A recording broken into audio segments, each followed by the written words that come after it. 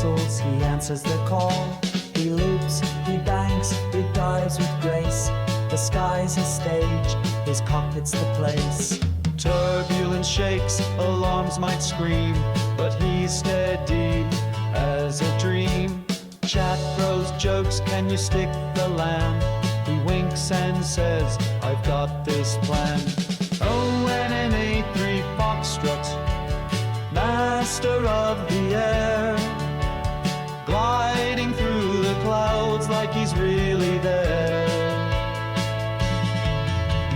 Joystick in hand, engines on the ride, taking us with him through virtual skies.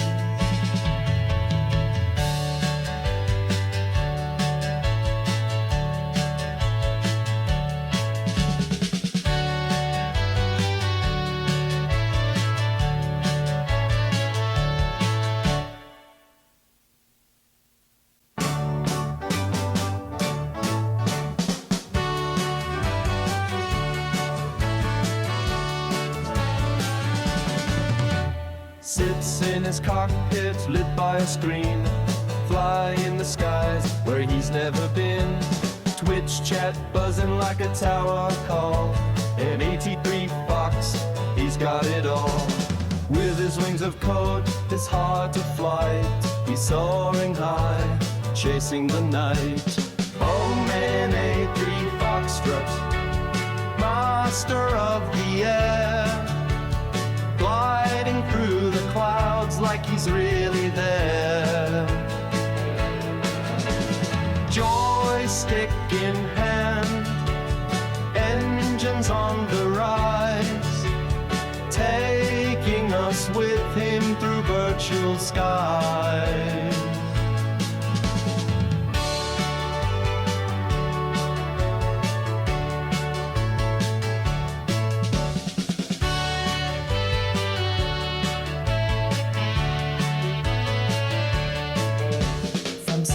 To jets, he pilots them all. A captain of pixels, he answers the call. He loops, he banks, he dives with grace. The sky's his stage, his cockpit's the place. Turbulence shakes, alarms might scream, but he's steady as a dream. Chat throws jokes, can you stick the land?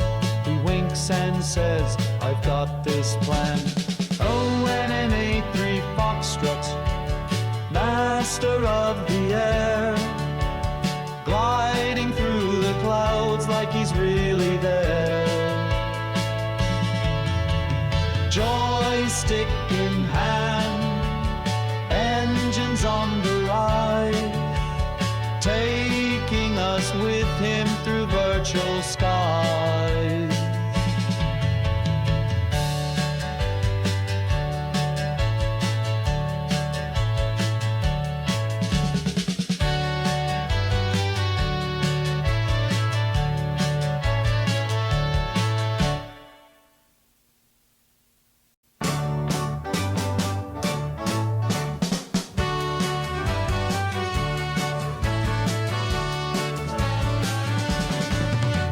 Sits in his cockpit lit by a screen, fly in the skies where he's never been.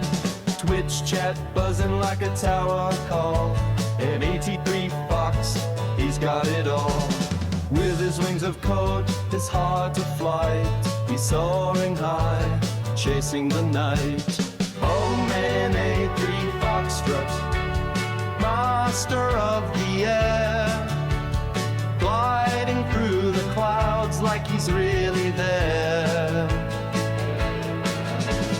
Joystick in hand, engines on the rise, taking us with him through virtual skies.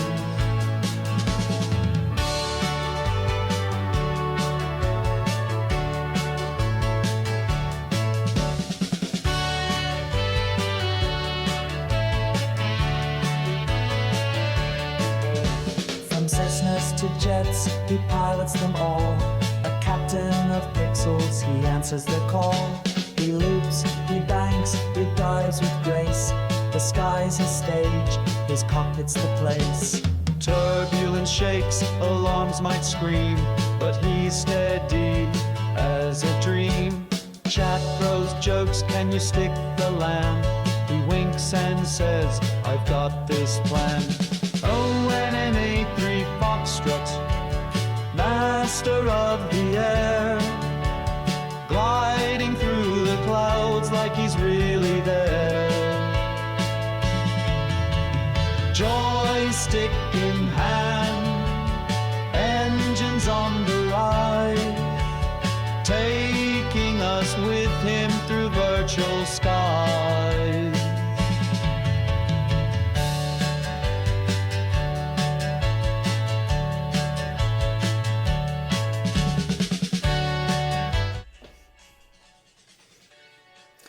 Hello again, everyone.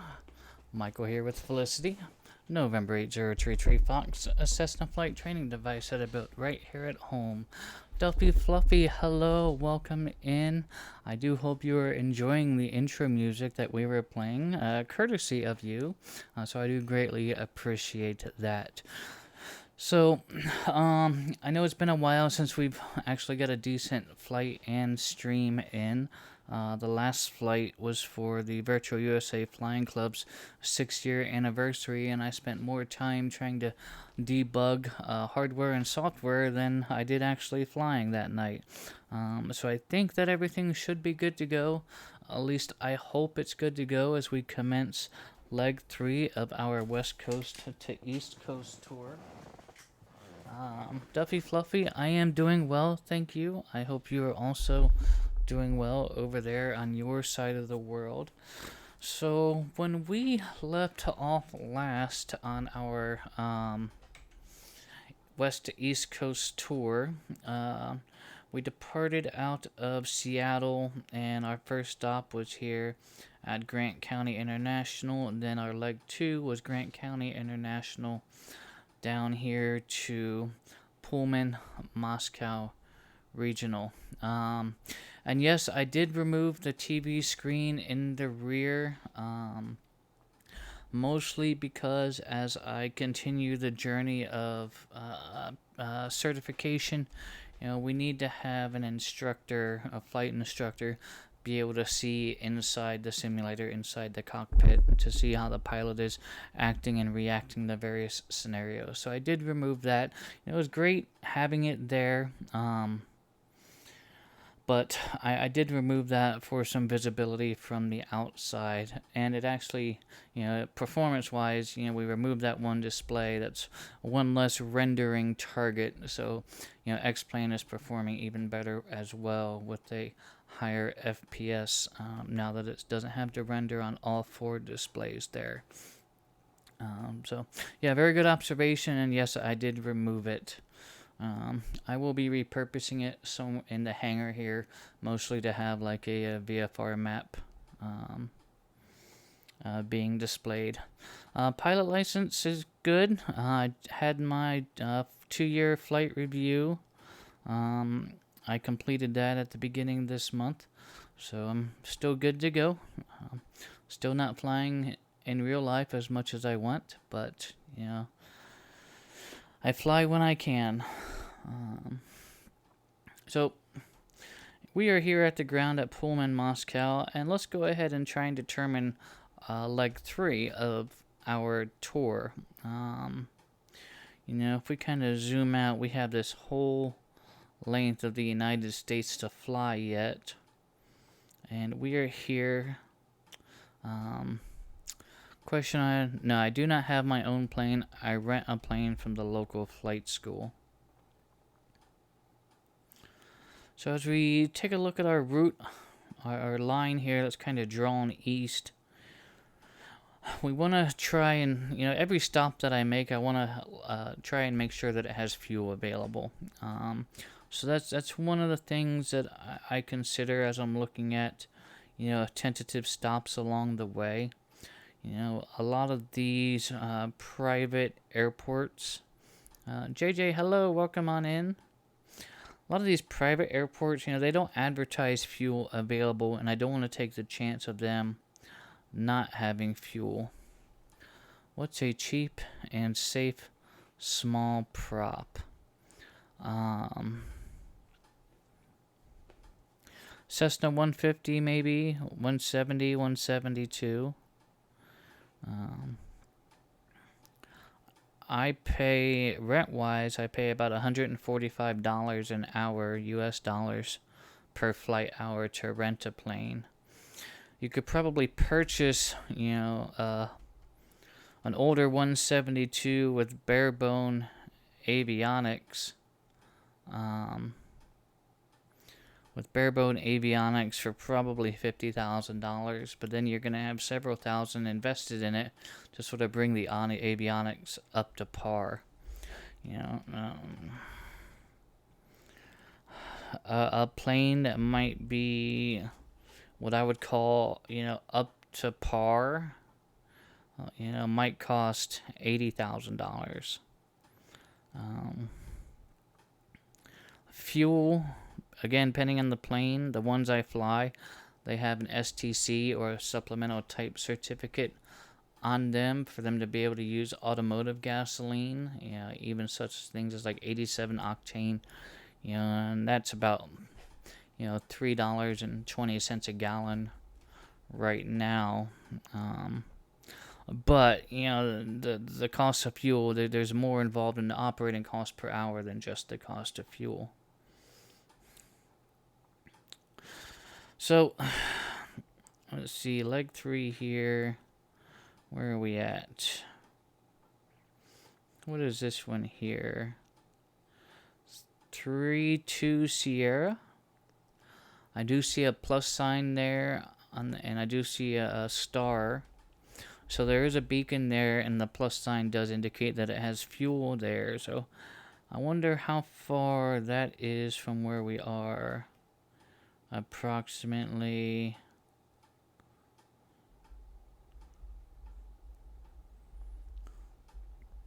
So that's about 125 nautical miles.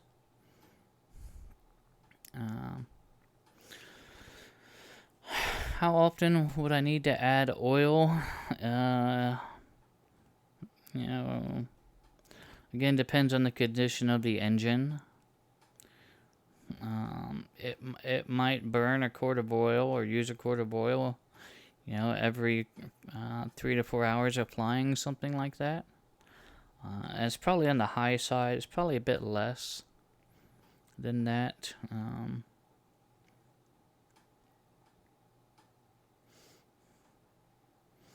But it's hard to say. There's a lot of factors when it comes to oil burn. How hot the engine is running, how rich or how lean is it running. A lot of that factors into the amount of oil that the engine will burn as well. But if we were to plan to go to 3-2 Sierra here, if we rubber band that down there, it's at Stevensville, Montana.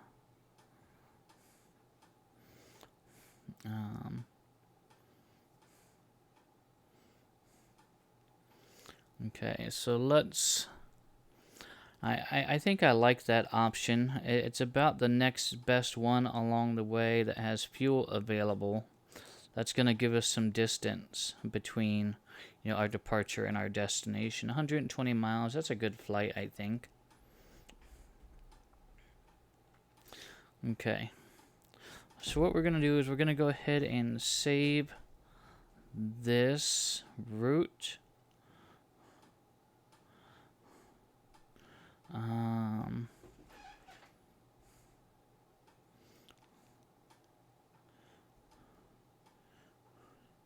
you want to use it for this route as well? Yes. Okay.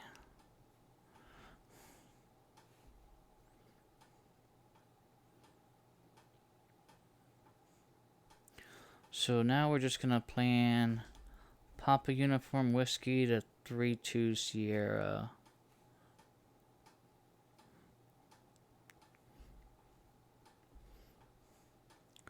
Okay, so we got about 127 nautical miles on that leg.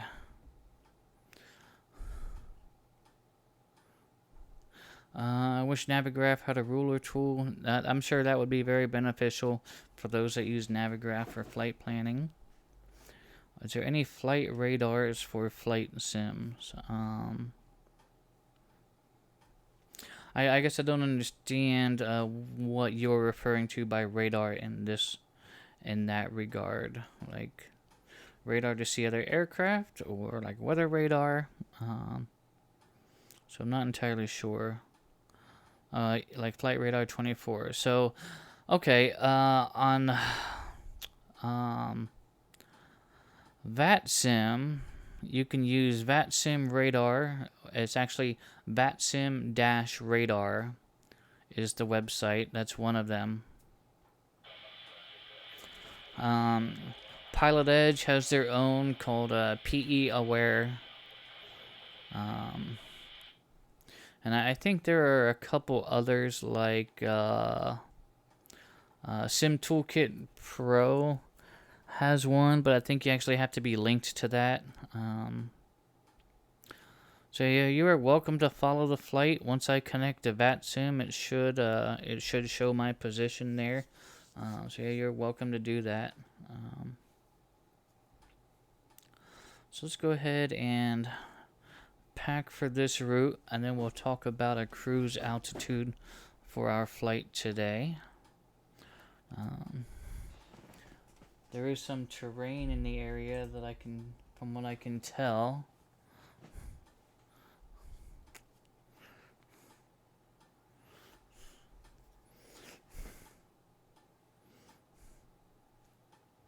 So if we look at the elevation figures,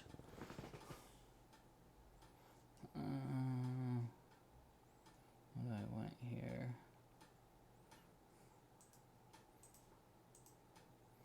If we look at the elevation figures that are in the area, I'm seeing 6,300, 7,400, 7,500, up to 8,300, and even up to 10,000 as we get closer to our destination. The field elevation is only 3,614 feet, however. So I imagine those elevation figures are have a lot to do with the terrain. You would search for my VATSIM call sign, which is N8033F. No OX on the end. And once I connect to the VATSIM network, you should be able to see all of that. Bear with me just a second here. So let's plan. Okay, we're heading east for VFR. Let's plan 5,500 feet. Yeah, we may be higher than that. We may be lower than that.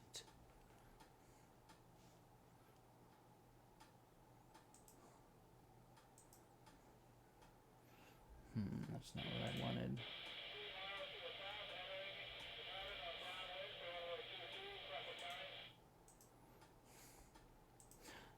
Bear with me, I'm just doing some background explain tasks here. But we're going to plan for 5,500 feet. Let's go ahead and send this over to a flight. And then we will brief this flight real quick. Resources, plugins.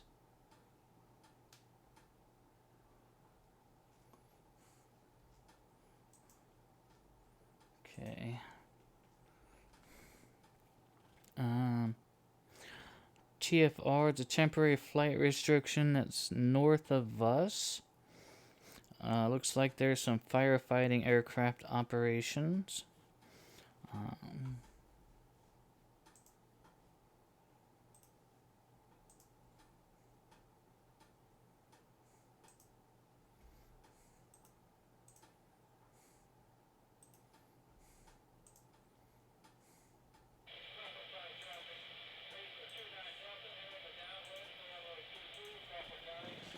And then mountain obscuration.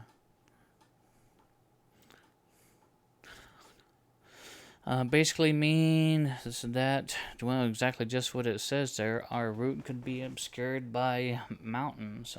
Definitely some terrain in the area.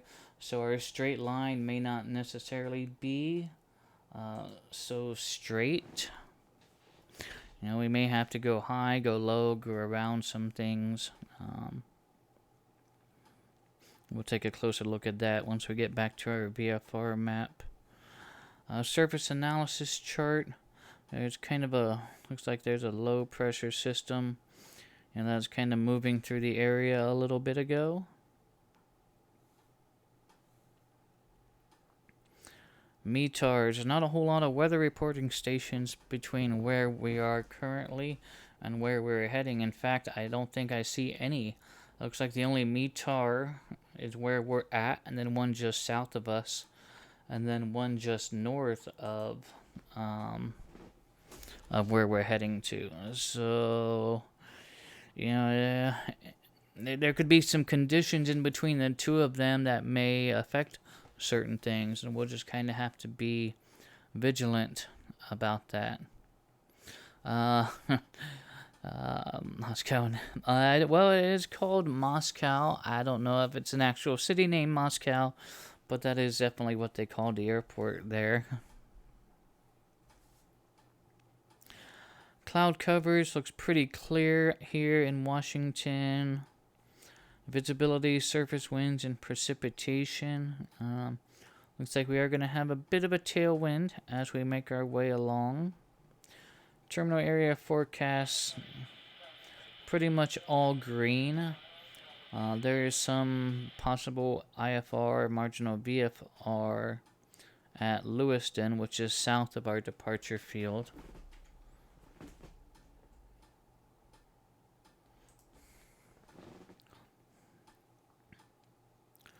Wind chart.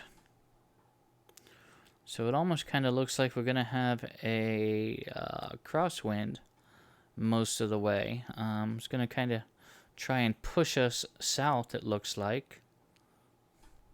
So the wind actually starts at the top of the flag, and it makes its way towards that black dot. So, and if we look at our flight path, that blue line, we can see that wind's going to want to kind of push us, push us south. So we have to use some wind correction in there. And then it's got your wind speed there as well, indicated by those little legs sticking off of the flag there. Vertical cross section chart. Okay. So, here's where all those elevation figures were coming into play. As we can see here, green is the terrain. That's the land class. That's the ground level. Blue is our flight path, including climb, cruise, and descent. And as you can see, we're not even halfway through our flight there, and it has transitioned. That blue line is now in the green.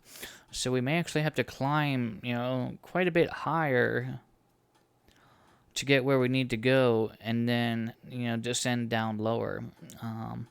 Now, does that mean that our flight path is going to take us directly into a mountain? No, not necessarily, but there's definitely terrain surrounding that could definitely interfere with our flight. And I'm not familiar with. We're kind of discovering this together, so we may have to go high, or we may have to go around, in order to get to where we want to go.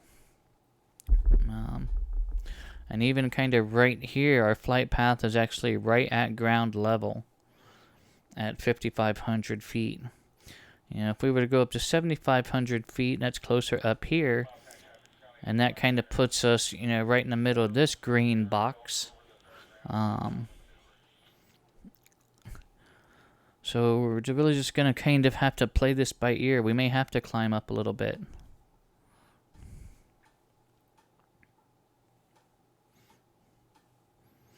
Winds aloft at 5,500 feet.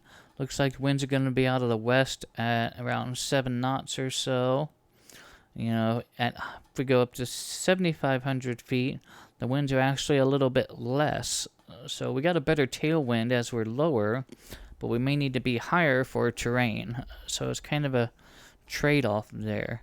Higher for, better safety, more room between us and the ground, but less of a ground speed because we're sacrificing some of that tailwind for that increased altitude. And then we're going to skip over a lot of these NOTAMs that don't really apply to us on VATSIM today. If this were a real flight, of course, I would be taking the time to read over all of these NOTAMs just because, we have to get as much information as we can pertaining to the flight. ARTCC NOTAMs, if we talk about our new craft checklist, something that we go over before every flight, which has to do with NOTAMs, weather. The K is known ATC delays. So this page here is where I would find information on possible known ATC delays.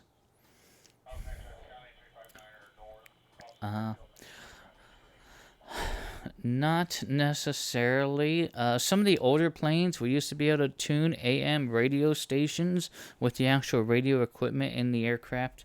But a lot of your newer aircraft, they're equipped with like auxiliary jacks. So you can listen to an MP3 player or something through your headphones. My headset itself has an auxiliary jack that I could play music through. But it would just be me listening to it and not necessarily the co-pilot in the next seat. Okay. So, to note is that we probably might have to do some maneuvering and things like that in order to navigate around and through some of this terrain. Red Baron flies. Hello, my friend. Yep, same here. My A20 does have Bluetooth capability. So I could Bluetooth music straight over to the headset, as well as playing it through an auxiliary cord into the headset. But that doesn't go through the intercom. That's just directly to my headset. So let's go ahead and connect to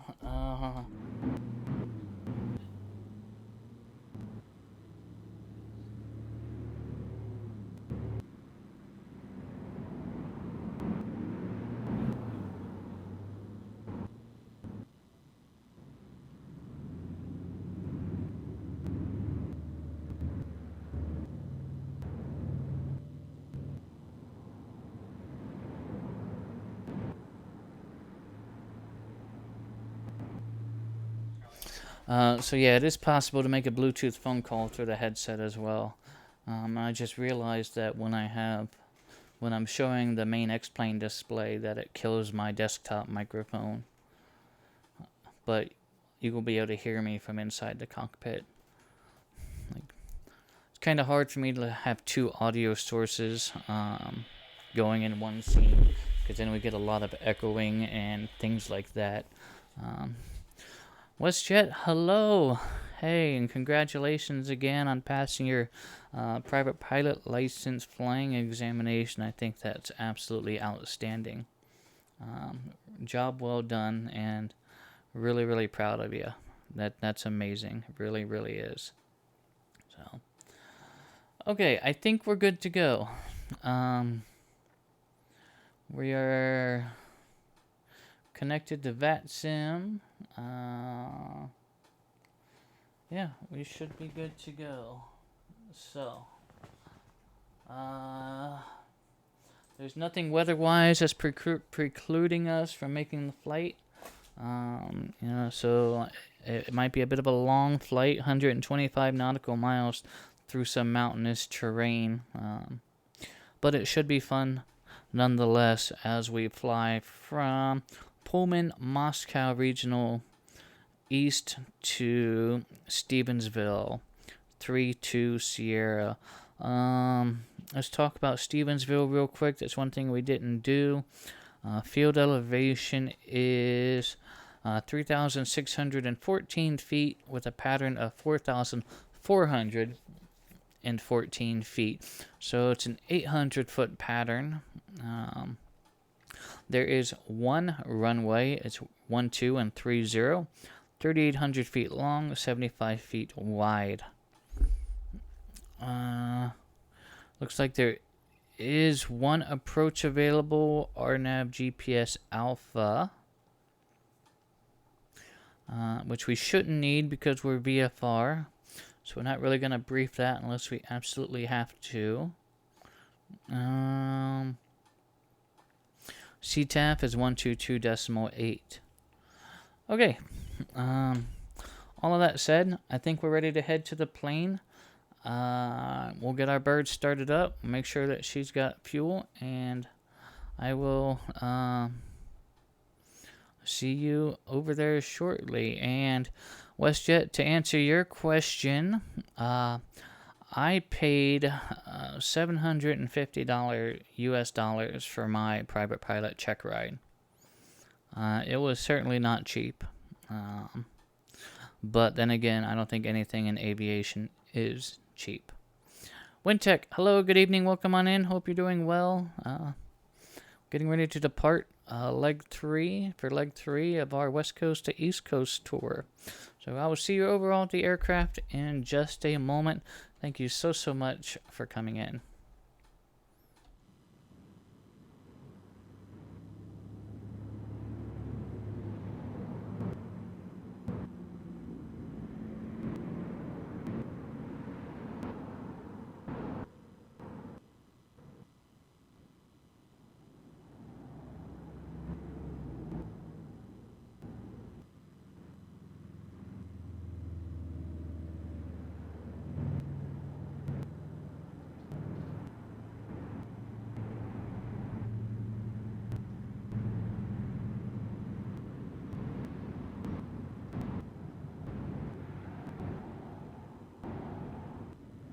Mate is up. Mic check when ready. Mic ready.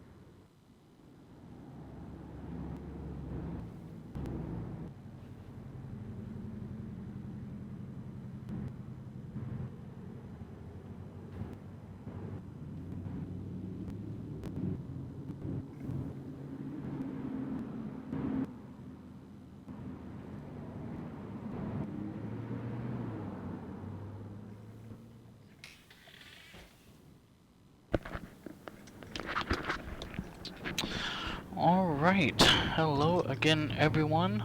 Welcome aboard Felicity. My name is Michael. I will be your pilot today from Pullman, Moscow Regional. That's Papa Uniform Whiskey.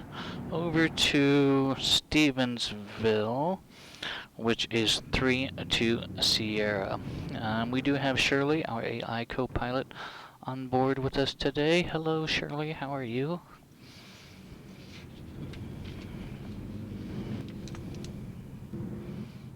Shirley here in the Cessna 172F. Assistant mode ready. Always a pleasure flying always with you, Michael. Michael. Okay. What is today's date? 24th? I am starting the page on our flight log here. And we're in a C-172F. November 8033 Foxtrot is our identifier. Okay, and then the rest of that we fill out once we land. JJ asks if the examiner decides the cost of the check ride. There's no restriction. That's all decided by the specific examiner or a designated pilot examiner, DPE. I don't think that there's a general FAA, regulation on that. Okay, let's get things started up here. Pre-flight and walk around is done. Let's grab check time 1079.5. Okay. Alright. Circuit breakers are all in. Alternate static air is in. Okay. Interior checklist is complete. Moving right along to our startup checklist. Seat track. Let me get scooted up here so I can reach the flight controls. Alright, that feels good. That feels good. Okay. Avionics are off. Our carb heat is off. Autopilot is off. Mixture. Full rich. Throttle. Let's get throttle slight. Let's get 3 on the primer. Slowly pull it out. And then slowly push it in. There's 1. Pull the primer out. Slowly push it in. There's 2. Pull the primer out and slowly push it in. There's 3. We do it slowly so we don't aerate our fuel. We want to make sure the fuel fills up in that bowl.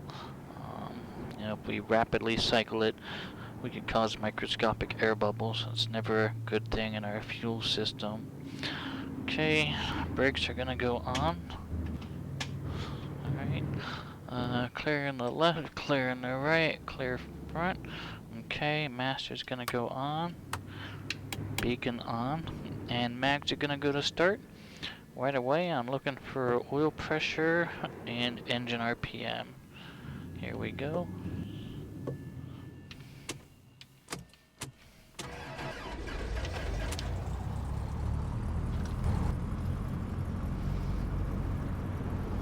Okay, we do have engine RPM. Oil pressure's in the green. Okay. Let's get our landing light on so that we can be seen.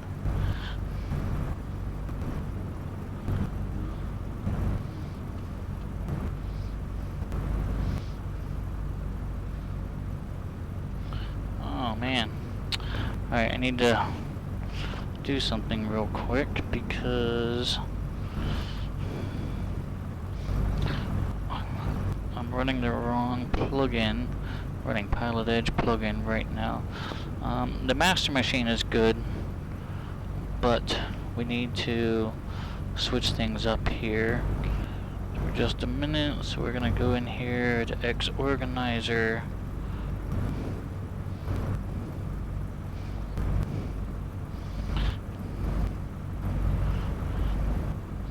We'll do this for now. Let you watch this way while I change this over to the VATSIM plugin. Okay. Alright, looks good there, looks good there.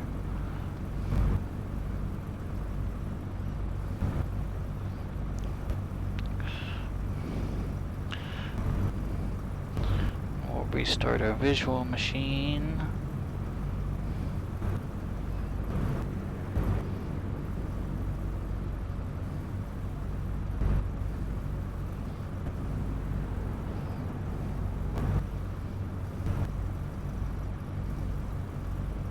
Hope everyone's weekend has gone well.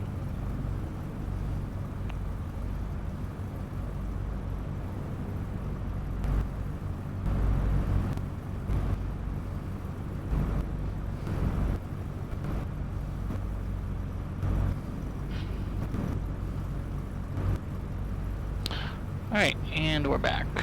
Okay, so I can do this again.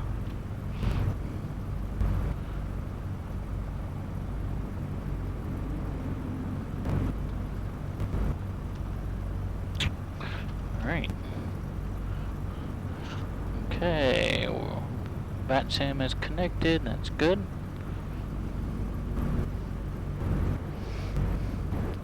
Excellent, Duffy Fluffy, I'm glad to hear that.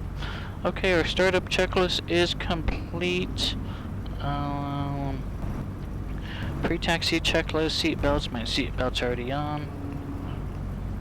Flaps are up. Let's get avionics on. Bus 1, bus 2.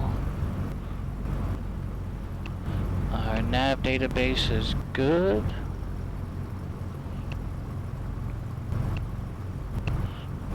Okay. My weekend's been well. It's been busy. TOS. System test. System test. But I got a lot of things done, so that's always a plus. Okay, avionics are on. ATIS, AWAS. Published ATIS is 135.675 here, so let's try and grab that. 135.675. Miles. Sky clear. Temperature 33. 2.1. Altimeter 3001.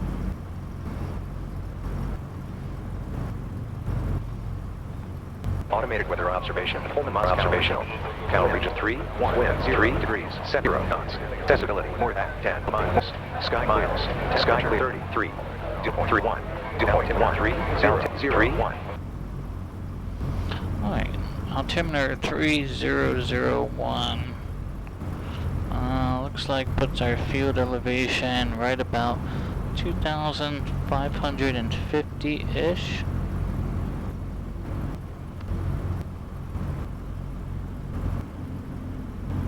There's an echo from the co-pilot. I hope there's no echo from me. You can hear me twice, or you can hear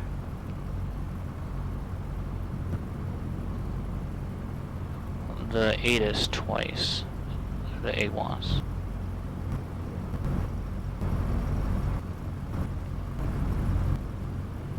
The rope. Okay, so I'm wondering.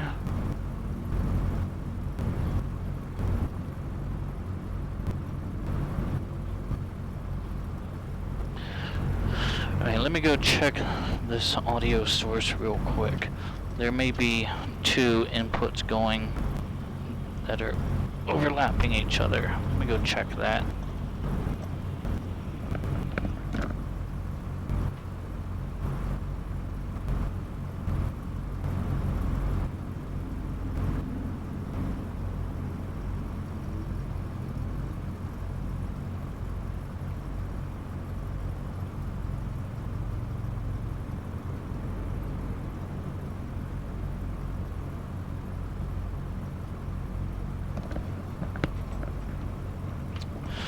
Alright, I think I know what happened.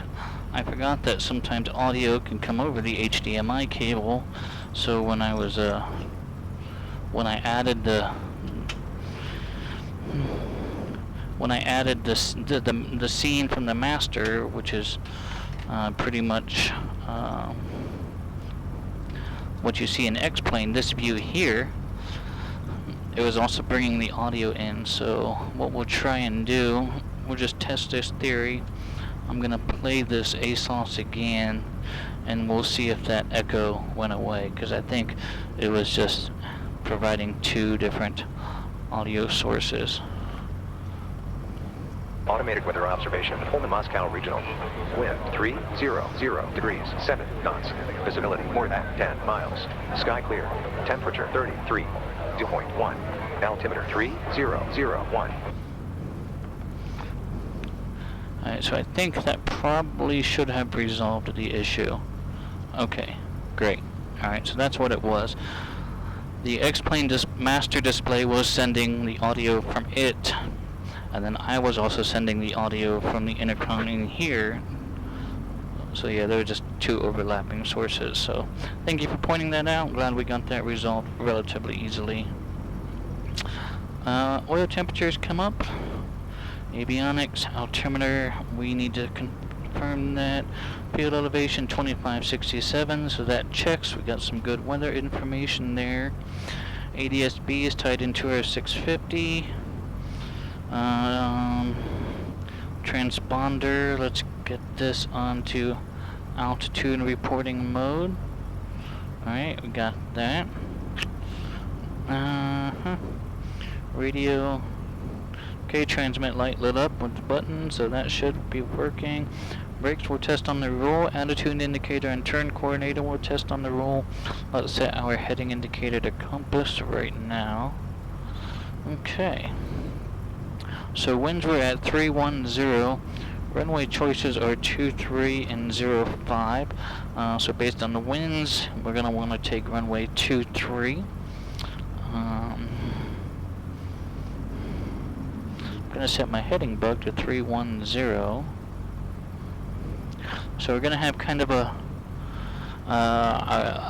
almost kind of a quarterling headwind as we depart here. Okay, parking brake's going to go off. We'll do a quick brake test. Give a little bit of power. Brakes, alright, brakes are good. Okay. Alright. Pullman traffic, Skyhawk 8033 Foxtrot. We're at the ramp, going to taxi to runway 23 via Charlie Alpha Pullman.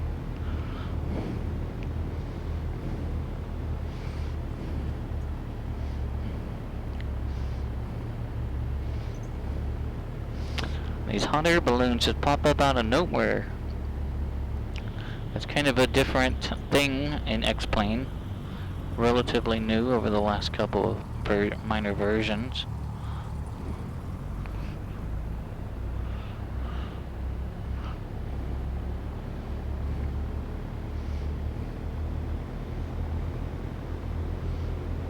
And I want to say that this airport needed a bit of updating from our last time we were here.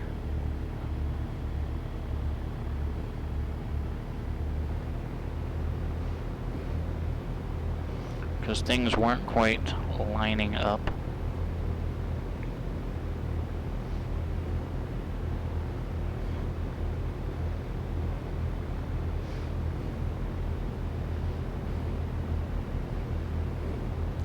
But that's alright. As long as the runway's lined up correctly, we should be alright. Hey Shirley, how are you doing? Are you ready to get things going here? Shirley checking in. It's actually August 25th, 2025 at 0013 Zulu. Ready to depart runway 23 at KPUW when you are. Sounds good, Shirley. I appreciate it, and thanks for confirming that date for me. So we're going to go down here and do a run-up and make sure everything's good to go.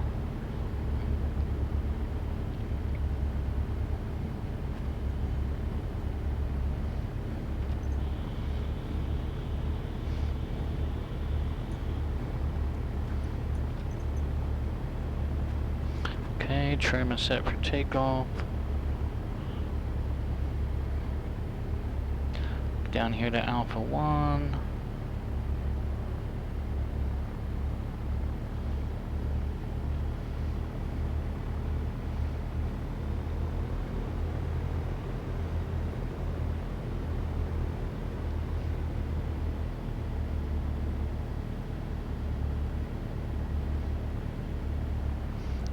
Out here. Let's run through this run-up checklist real quick. Okay, brakes are on, fuel is on both, trim is set for takeoff. Okay, flight controls. Alright, we'll do a run through a box pattern here. Okay, everything feels good and correct there. Okay, instruments. Nothing on the annunciator panel. Everything else is looking good there. Mixer's in for best power. Primer's in and locked. Let's get 1600 RPM here.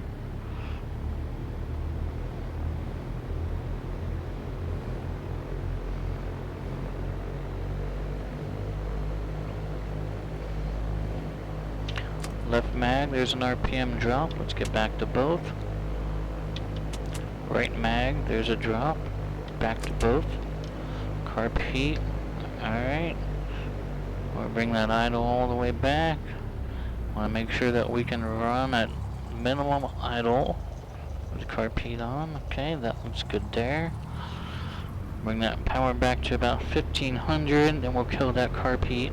That should bring us back up to about 1600 or so. Okay, carb heat's off. Suction's in the green. Oil pressure and oil temperature look good. Fuel flow looks good. We are charging. Alright, everything else is good there. Let's check that throttle friction. Let's idle back. Run up checklist is complete. We should be good to go. Confirm heading indicator to compass. That looks good there. Okay.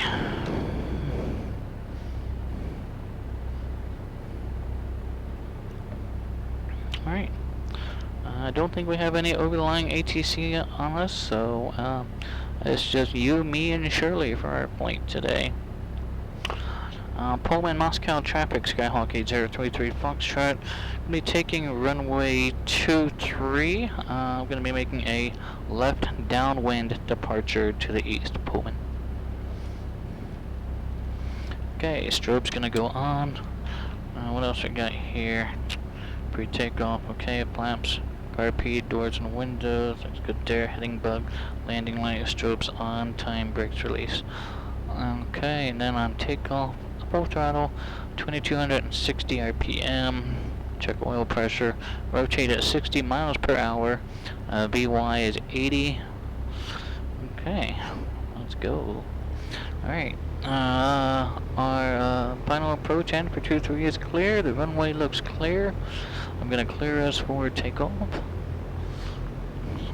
Approaching runway 23. Ready for departure runway 23. I'll help monitor your speeds and traffic.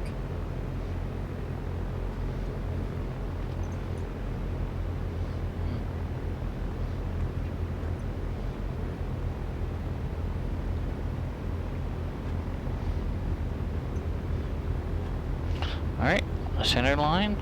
It looks like we got some power lines running directly overhead of this runway here. So we'll ease this power in. Maintain that rudder for center. Put in a bit of wind correction.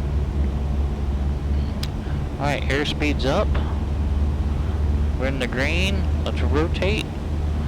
Okay, we're going to fly this in ground effect so we get underneath these power lines. I don't want to try and climb up over them.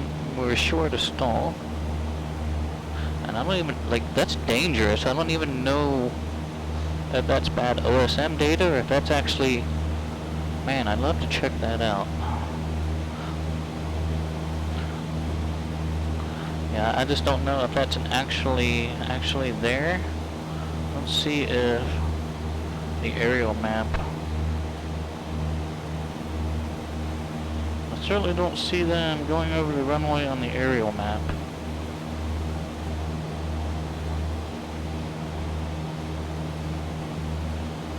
So that might be bad OSM data or a bad definition.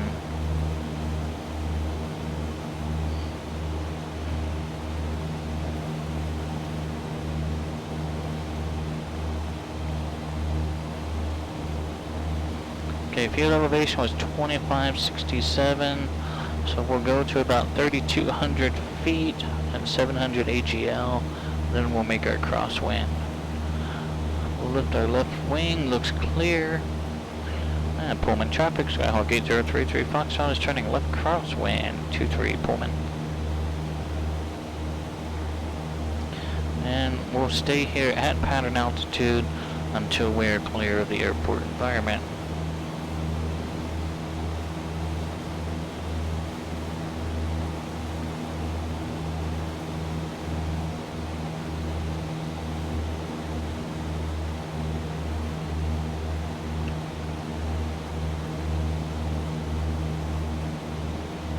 Okay, lift our left wing, looks clear. Let's roll that downwind. We're heading to 32 Sierra Stevensville. Let's activate that. Direct 2 is going to be a heading of 080.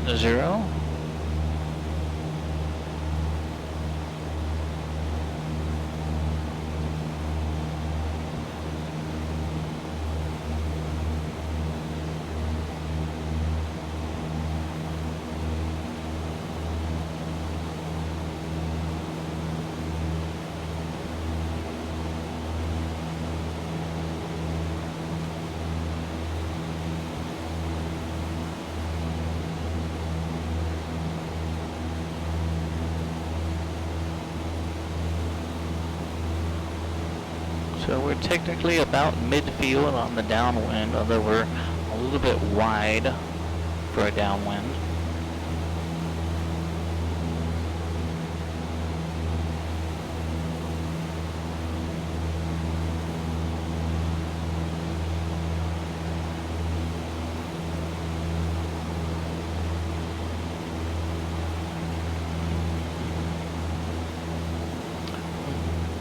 And Pullman traffic, Skyhawk 8033 Foxtrot is departing the pattern to the east, Pullman. Alright, let's grab our heading. 081. It's the heading we want to fly.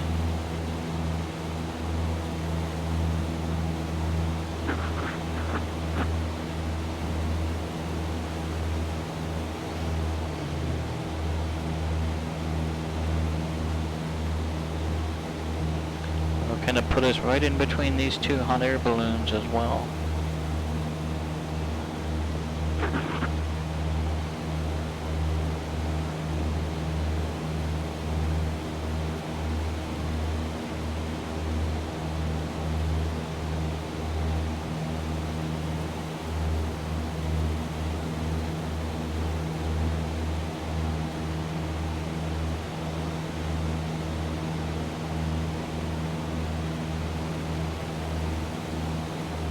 Alright, let's climb up 5,500 feet. That's gonna be our cruise.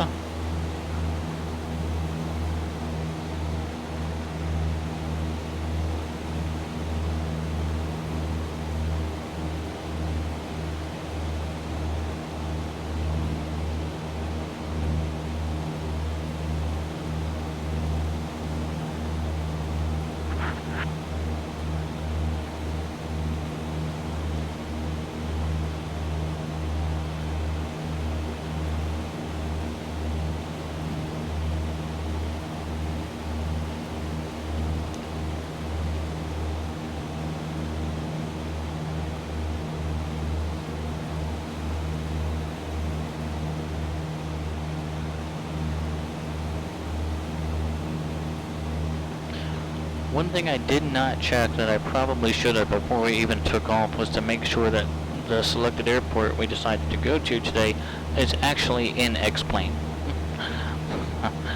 We might have to do some quick thinking if we get there and we can't actually find the airport because it's not there.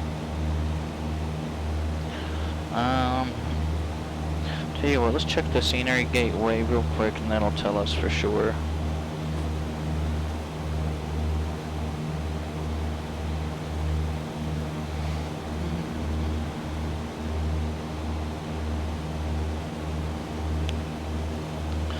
So, look for airports. First we'll try it by the identifier 32 Sierra.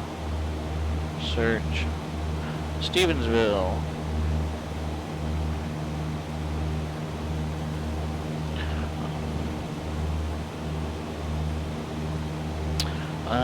Okay, so it is at least modeled in here. It might be kind of old.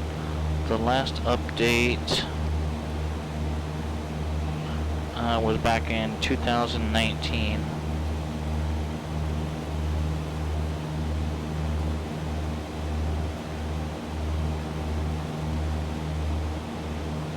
But it is going to be there, so that's a plus.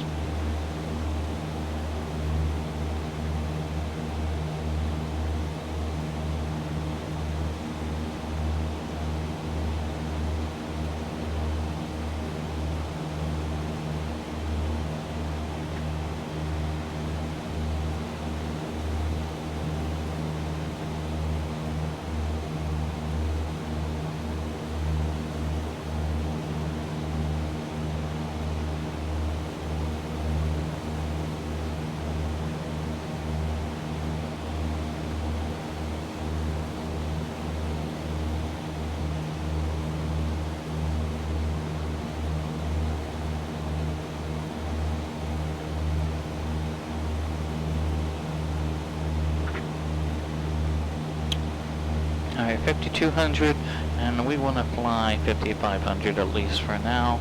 Again, as we get closer, we may have to climb higher to avoid some of this terrain, or modify our route a little bit to fly around some of it. Won't know till we get there.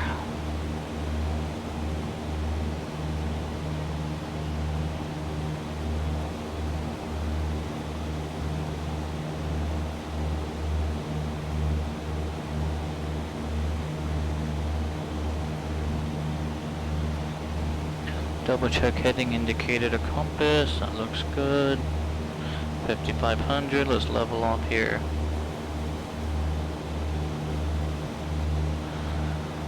I did figure it out, WinTech.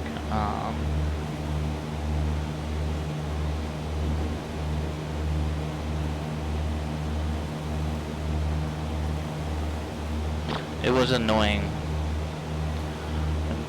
There's nothing more frustrating than when you think everything is good to go and then you realize that it's not.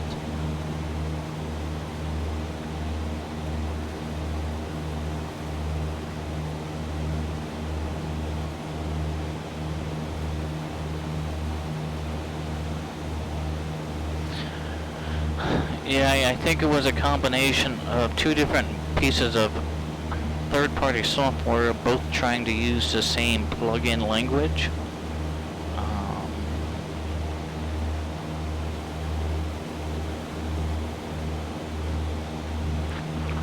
So to circumvent that, I disabled the software that runs the ELT and the hobs. They're great pieces of hardware, but with those type of errors, yeah, it wasn't doing me any justice having to deal with all that. So I ordered another ELT and hobs manufactured by the same company that does my transponder and trim wheel, so that I'll still only need to run that one piece of software. And then I'm going to end up just reselling, because I'm not going to be able to return it back to Desktop Pilot. I'll put it on eBay or something. I'll resell the ELT and hobs from Desktop Pilot.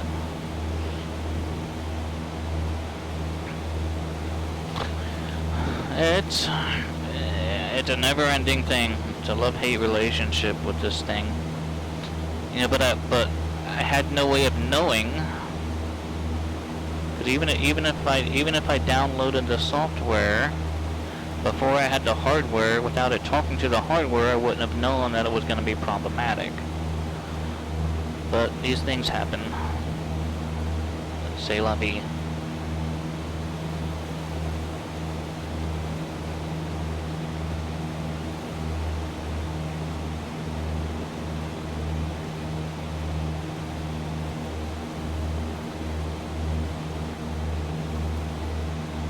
And the other thing is, the less clicks, the better. Like, the less times you have to click on the mouse, or the less programs you have to start, the better the overall experience is, especially for an end user who's never used this before and they're trying to start it off of a set of instructions that I write up. You know, the less mouse clicks to get things going, the better.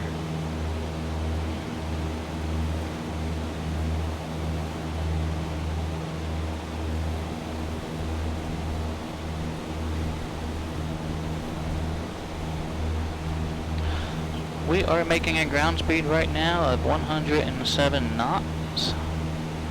We have a distance of about 112 nautical miles to go.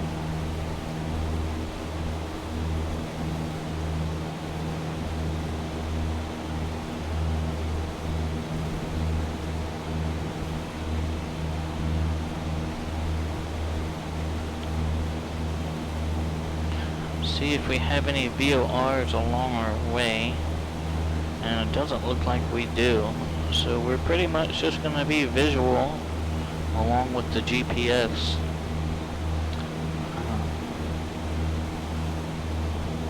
Not much in the way of identifiable landmarks that I can tell, other than this one big river we'll be crossing in about 28 miles.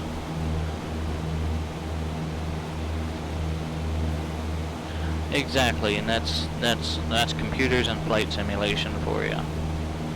Everything would be perfect and then you'll turn your machine off, start it up the next day, not change or touch anything, and then something funny will be going on. That's the way it goes.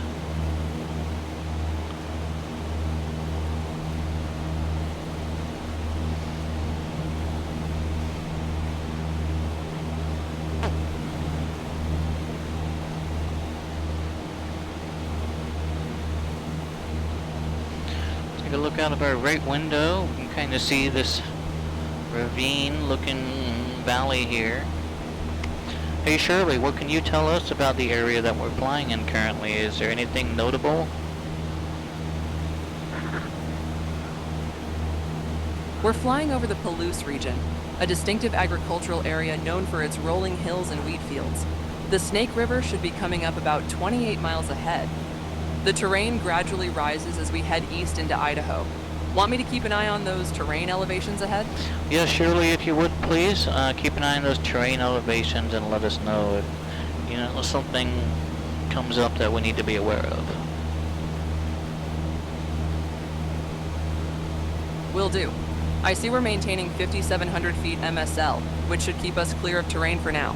I'll alert you if we need more altitude for terrain ahead. Sounds good, Shirley. I appreciate you.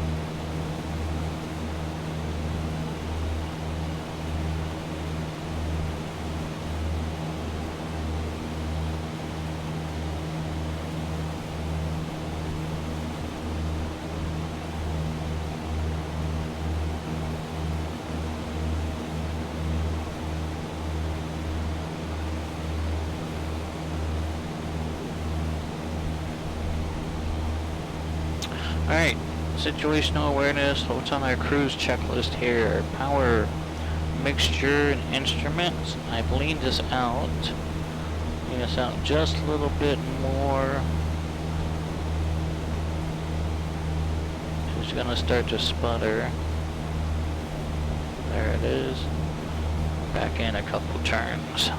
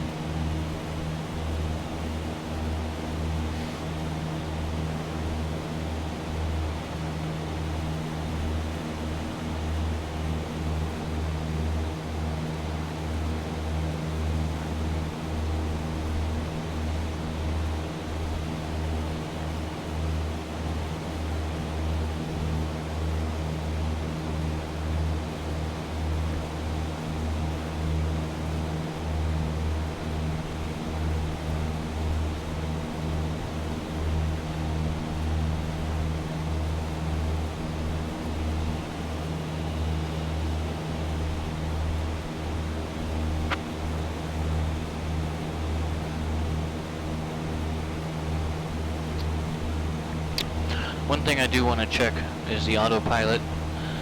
We don't use it a whole lot, and I don't think we've checked it since we redid everything. So let me just turn this on. We'll bring this up to 5,500. Set an altitude hold. And let's do a heading hold. So what I want to do is let's set this altitude just for testing purposes to 6,000 feet, and then we'll arm that, and And then, in best case, I'm hoping that she'll level us off at 6,000 feet.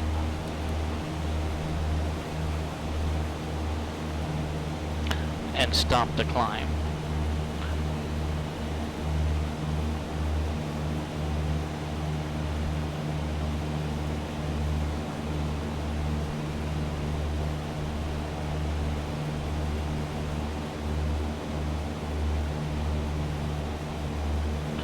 Alright, we're 5750.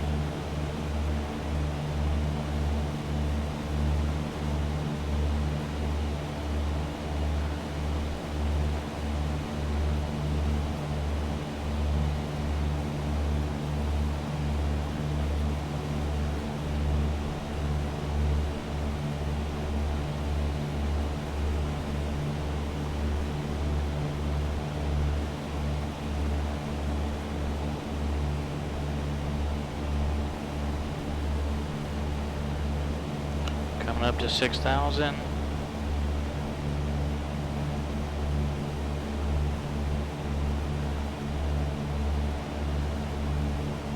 Alright, there it is.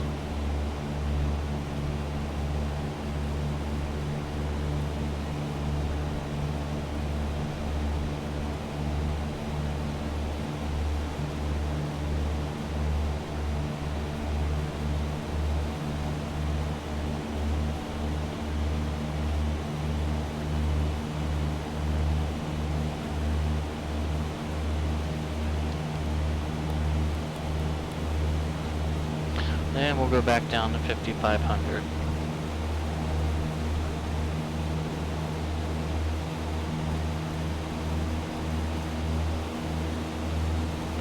Now we don't have auto throttle on this plane, so we're going to manage our descent manually.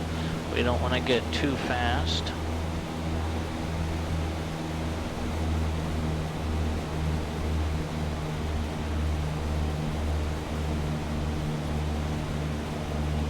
Pull that power out just a little bit.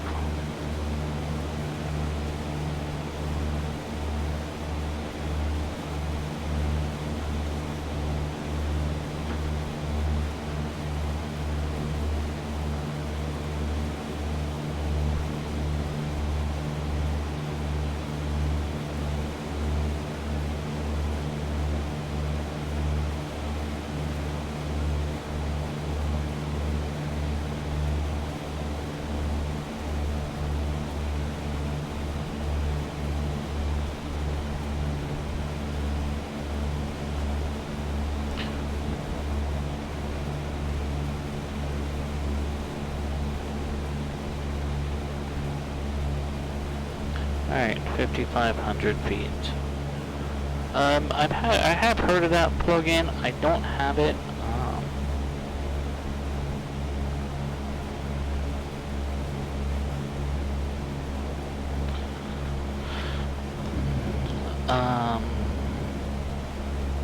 When I was at VATSIM Expo, I met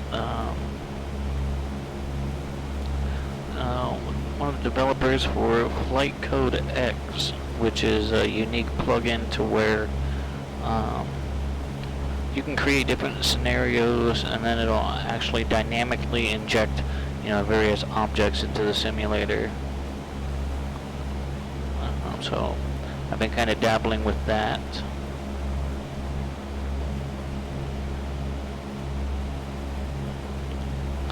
Okay, so altitude seems to be working. Let's see if she'll track a heading bug. Alright, she'll roll out there, and then back the other way. And the reason why I was curious about that particular Flight Code X plugin and the dynamic objects is because I think it would be really neat to incorporate that into my Arkansas scenery for X-Plane. In the past, all the pylons and everything were static objects, and if you busted the pylon or went low, other than admitting it to yourself, you really didn't know.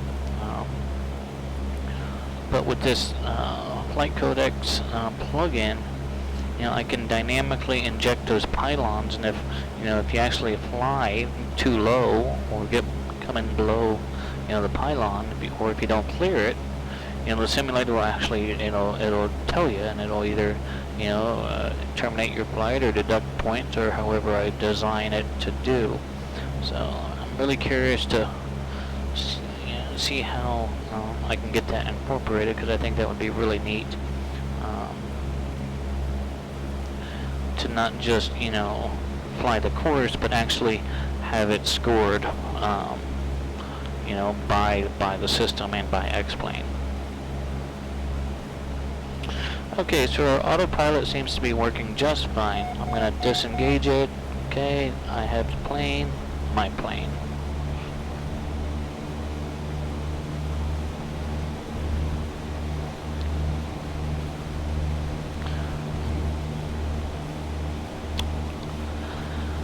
Next week, I'm off of work for a week, and I'm going to take some time, and I'm actually going to build a hangar door.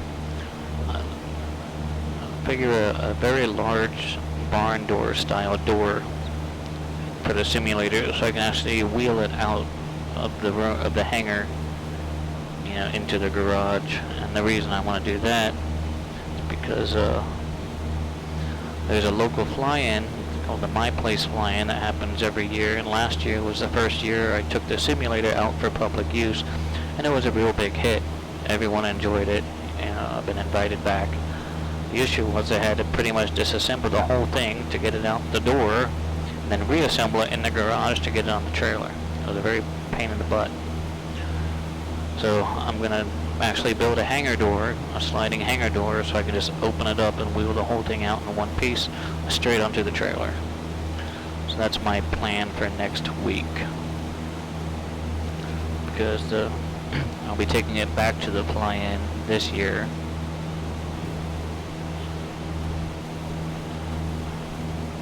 Should be fun.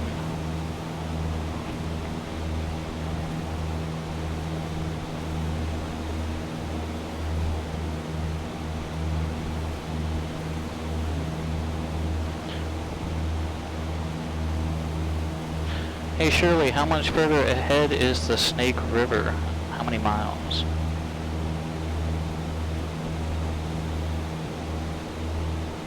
The Snake River should be about 10 miles ahead of our position. It's a prominent landmark that we'll cross. You can't miss its deep canyon cutting through the Palouse. Great, appreciate it.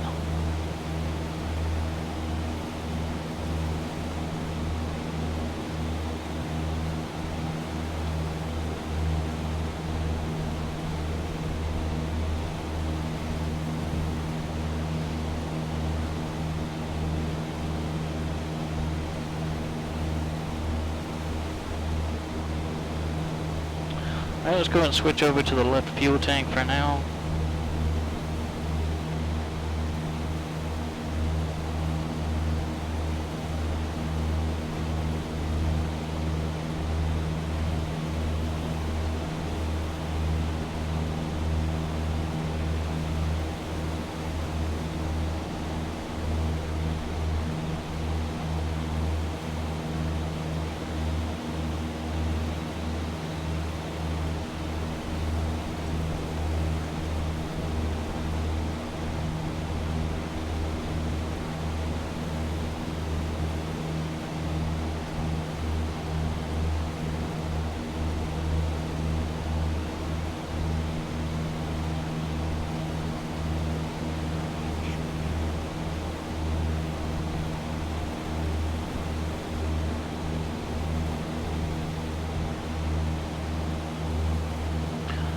Digi driver, hello. Welcome in, good evening. Hope you're doing well. It's been a while. Hope your weekend is good.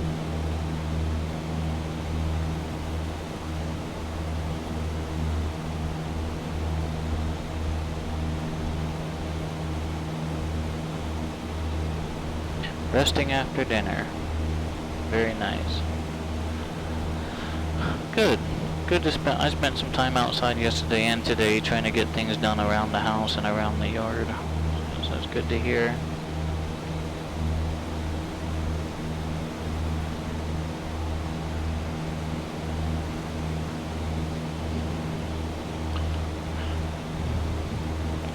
Amongst other things, I started to streamline and rearrange some things on one of my scenery packages. Winter Haven Regional Kilo Golf India Foxtrot. Getting that ready for Pilot Edge's Sim and Fun event for next year. So they're going to be using my version of Winter Haven. Last year they used the pre-construction version, just so all the other simulators had kind of the same layout. But next year they'll be using the new version of the taxiways and whatnot. And since I already had it done, I kind of reached out and asked if they could use that. So I'm going through and making some changes to get that ready for it. And here is the Snake River. Yeah, Labor Day weekend is indeed coming up soon. So we can take a look out our right window here as we cross over the Snake River.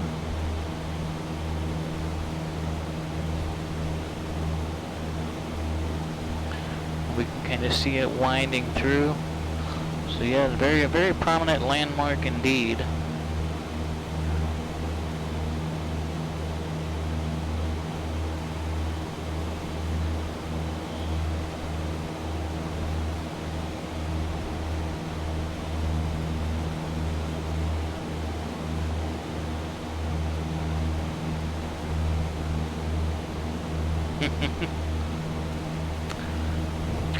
I see what you did there.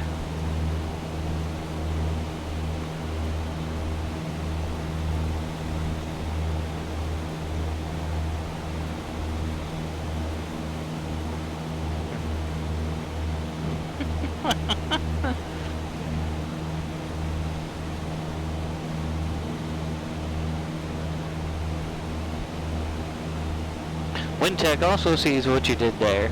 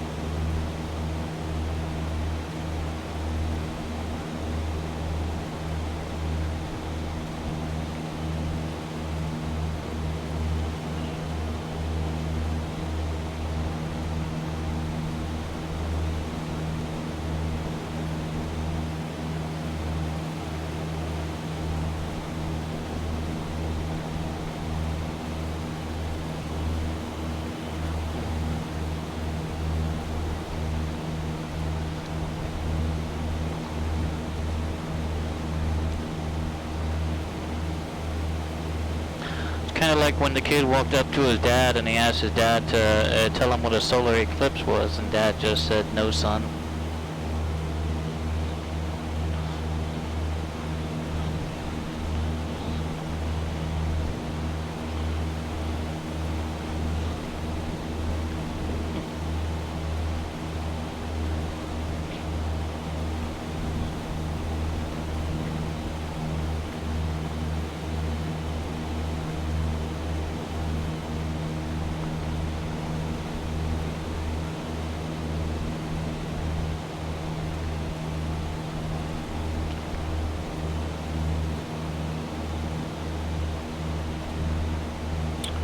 Alright, how we doing here?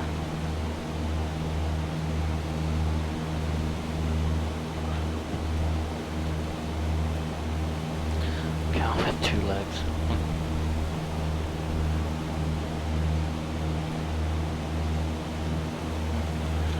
B Payne, hello, welcome. I have not, and I'm very bitter about it because the the instrument instructor that we had at the flight school, yeah, just up and left, no notice, no nothing. So I'm double eyeless, so I don't have a local instrument instructor currently. But I am pleased to say that I did pass my flight. I did well on my flight review, my first flight review at the beginning of the month, and I also accomplished phase 1 of the FAA Safety Wings program. So I knocked out phase 1 of wings and my flight review on the same flight. So that's kind of nice. But welcome in, B Payne. Hope you're well.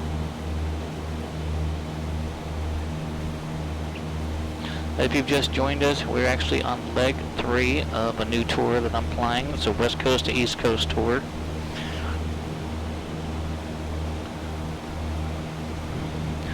The total journey is going to be about 2,350 miles. So I imagine it's going to be done in about 20 or 25 different flights over the course of gosh knows how long. Yeah. And the other benefit is because I have that Wings 1 phase completed, is it does save me a bit of money on renter's insurance now. And that money saved is just more time flying that I'll be able to do.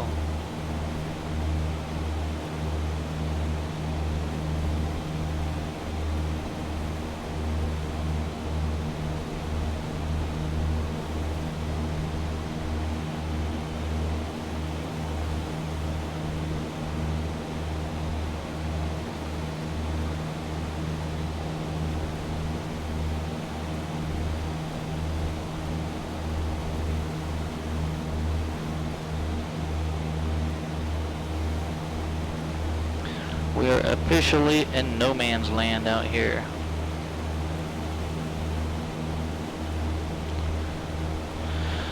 Melvin Leroy, hello, welcome in. We are making our way into, I want to say we're going to be landing in Idaho. No, Montana.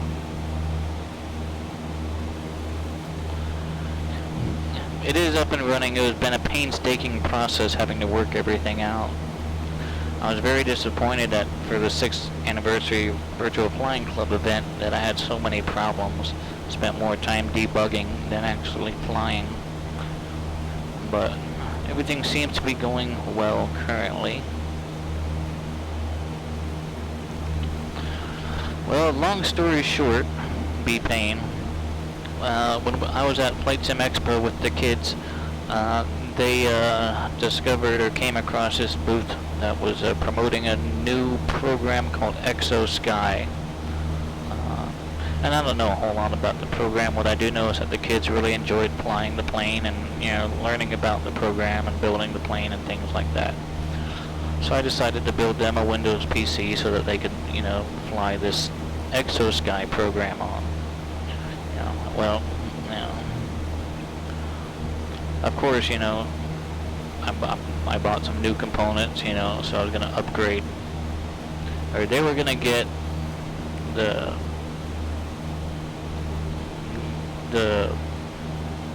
everything from the master PC.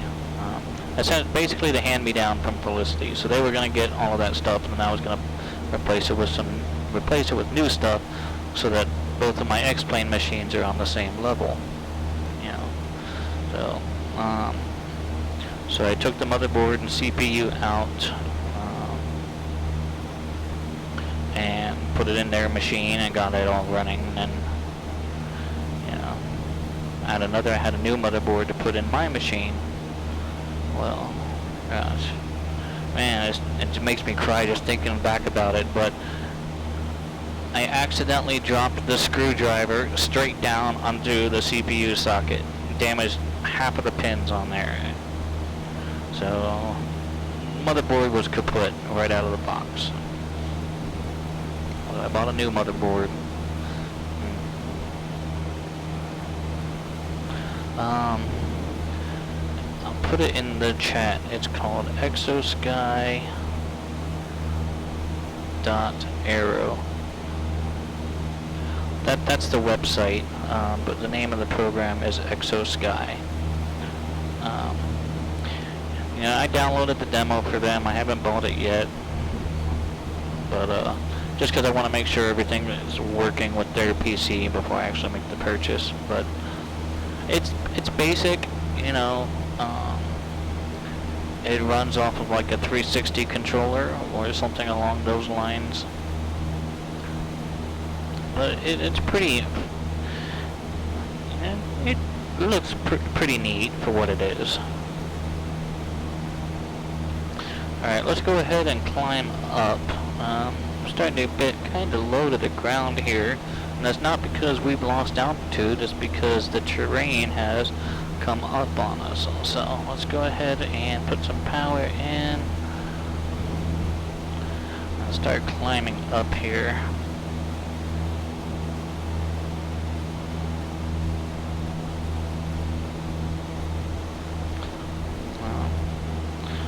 But it's a one-player game currently. But it's multiplayer in the fact that you know, you can play with other players. You know, I guess kind of like the Microsoft Flight Simulator multiplayer type thing. Parking brake, hello.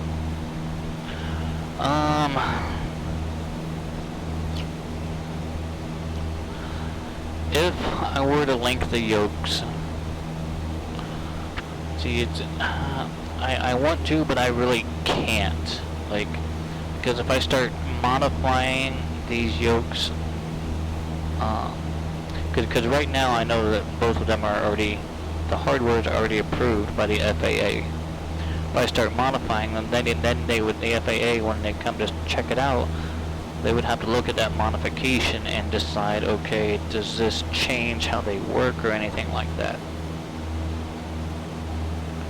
Ideally, like, if I was independently wealthy, I would buy 2 of the CLS 60, I think that's the model, force feedback yokes from flightsim.com, and then those can be linked together digitally. Since they're force feedback, you know, they can be linked together through software and digitally without a mechanical link, but they're still linked. It is not currently, that's what I'm working towards, is AATD certification. And there's very strict criteria laid out in Advisory Circular 61-136B that lays everything out. And one of the requirements is a self-centering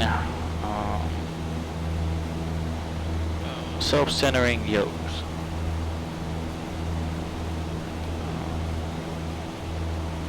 So with the force feedback yokes, they're not self-centering. At least they did not appear to be when I checked them out at Flight Sim Expo. And in order to link these specific yokes, then I'd have to open up the cases up on both of them and figure out, you know, how to make some sort of Y-link adapter.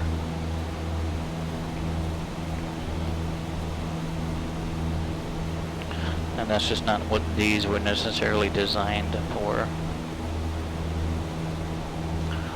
The other thing is, when I fly with my son in here, he likes to kind of get a little bit crazy with them, and you know, if they're linked, I don't want him to inadvertently break something.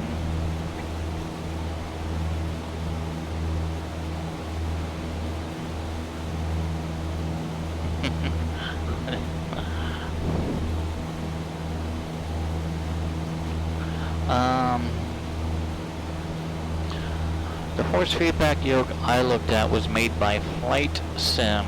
It's FLITESIM.com.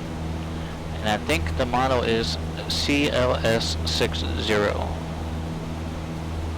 I believe that's what the model is.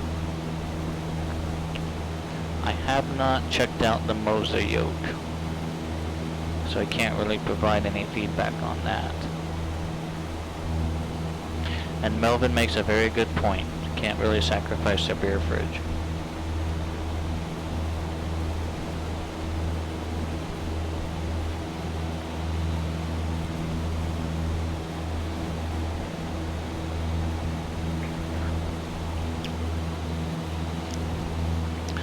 I'm just pleased that X-Plane now allows for two different simultaneous yoke applications.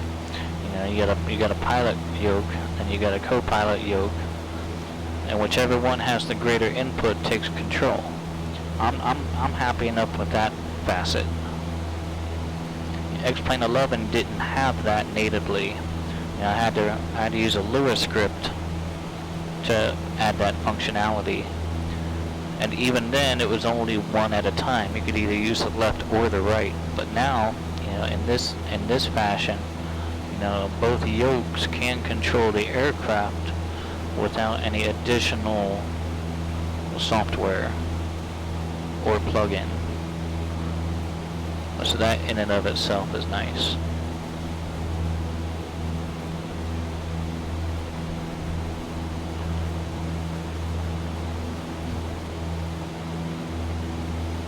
And then the other thing is, like I experienced with the HOMS and the ELT, if I introduce another third-party software application to control a force feedback yoke, is that going to interfere with some of the software that I need to run currently?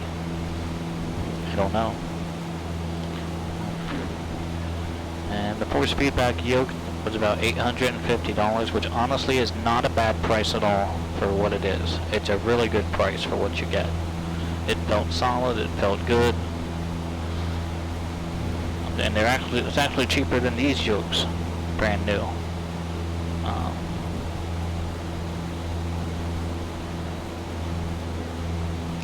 But if I were to get one, it would be the force feedback from FlightSim.com. For the price point, you just can't beat it.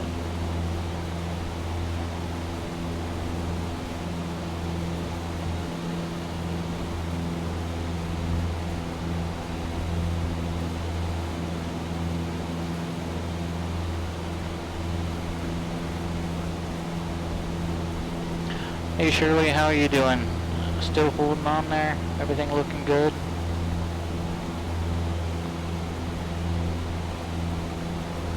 We're about 70 miles from Stevensville now, and terrain is rising as we head into Idaho.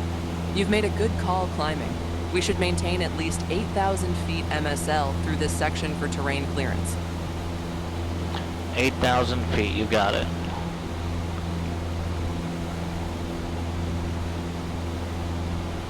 So let's start putting that climb in now.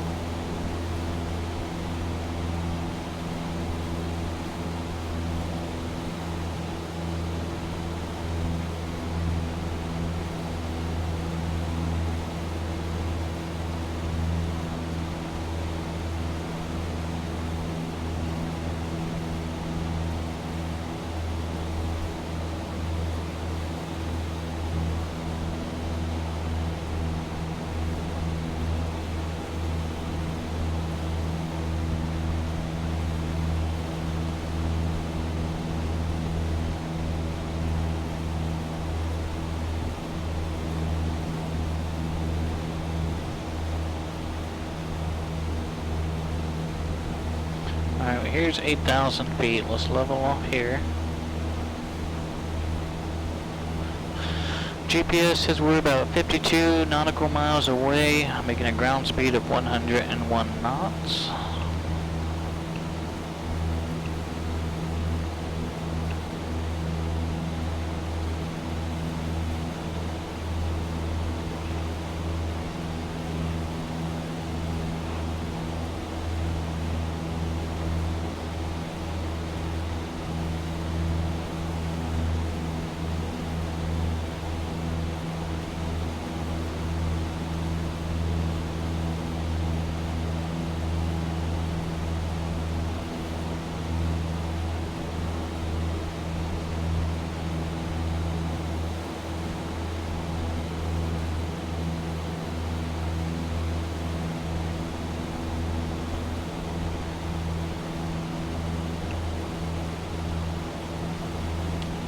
Interesting.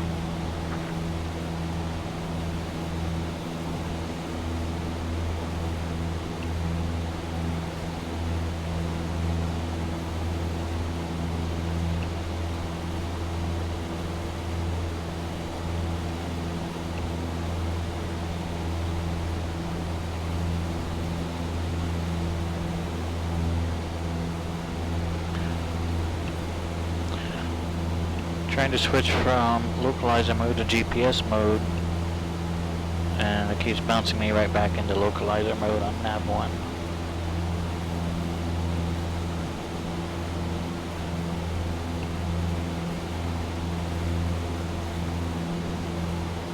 Huh. Alright, I'm gonna have to check that out at some point.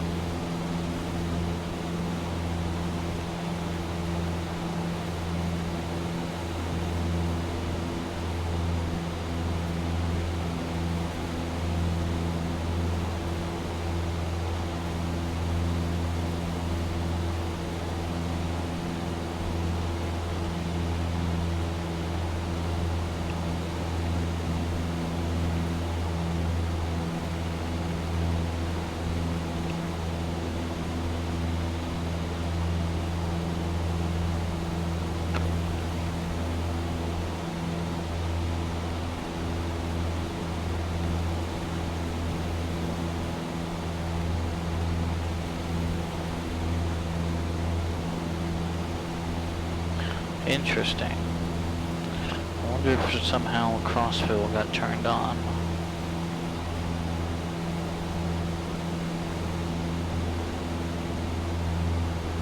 Alright, I'll have to check. I'll have to look into that.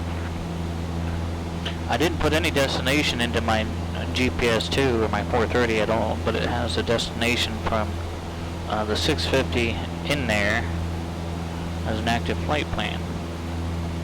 And I know that crossfill is one of the new things that TDS Sim introduced in their latest version, so I wonder if that's on by default and I need to turn it off, because I don't necessarily want that currently.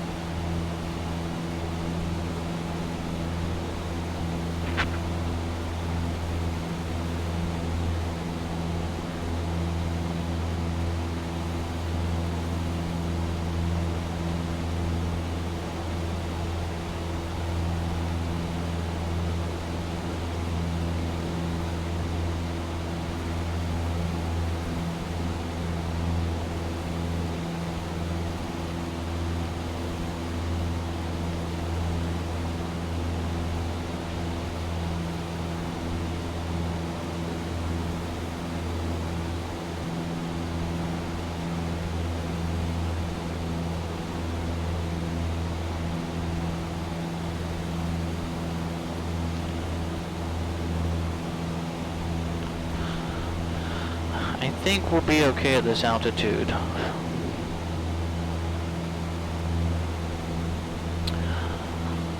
Parking brake, that is one of the primary reasons that I don't use MSFS, is because their multi-monitor rendering is garbage. It doesn't work. It's junk. Like,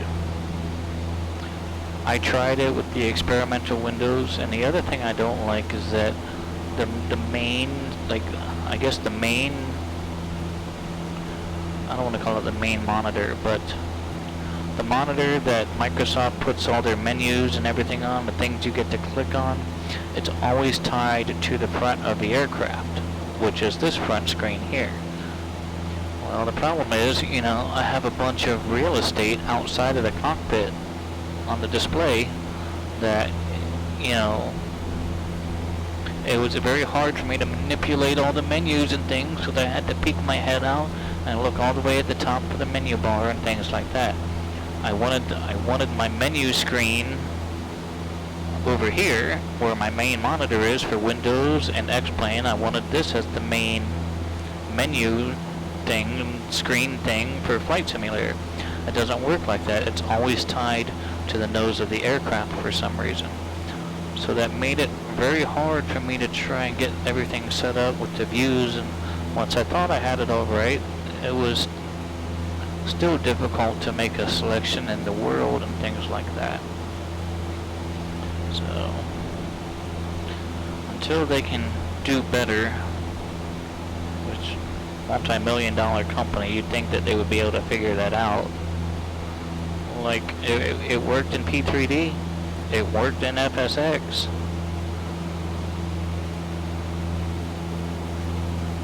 And that's the other reason, because they lack independent zoom. You know, there's no adjustable field of view per display. So you can't make everything appear the same size, particularly if you have a larger front screen than the two side monitors. So yeah, I totally get where you're coming from there. Iowa Scotsman, hello, welcome on in. Hope you're doing well. We're making our way to Stevensville, Montana, 32 Sierra, for leg 3 of our West Coast to East Coast tour.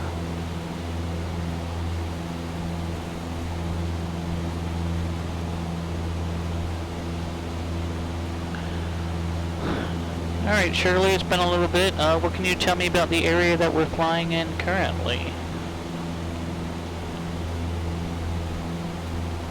We're crossing the Bitterroot National Forest in western Montana, with the Bitterroot Mountains to our west. Stevensville sits in the Bitterroot Valley ahead. The airport elevation is around 3,500 feet, so we'll need to plan our descent from 8,000 soon. Want me to help watch for the field? Yeah, you can keep an eye out for the field. I don't want to descend just yet. I do see some terrain still ahead of us. You know, if we need to spiral down, we will, but I'd rather be higher than try to climb above a lot of this terrain.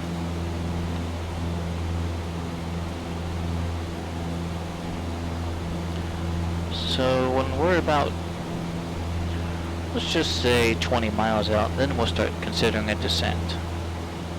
Wintech just built a new PC or replaced motherboard and have not reinstalled MSFS. Yeah, it's just...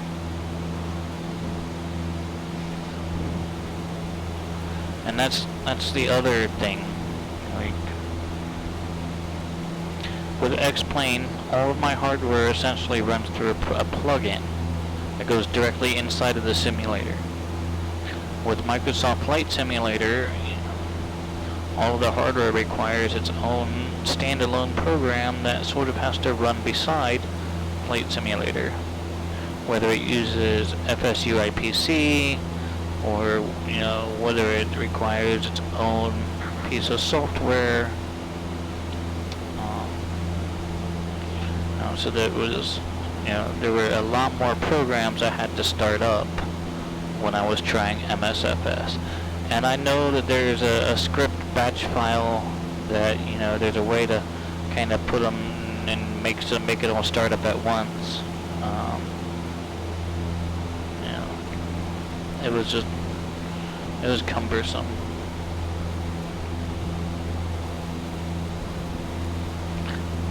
For a home cockpit build anyway, you know.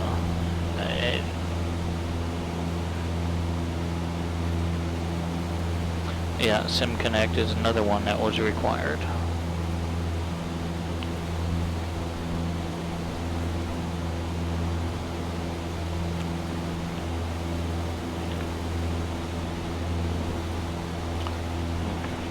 And it is, I got so frustrated with it, I just completely removed it off of my computer. It was about after everything was said and done, it was about a $250 experiment that didn't work out between the purchase price of Flight Simulator and then the licensing for the add-on programs and everything else. It was just, I mean, I still own it, you know. I could install it on one of the other computers and just use it as a single screen with the Xbox 360 controller, and I'm considering doing that for the kids as well. But I will need to get them a new graphics card.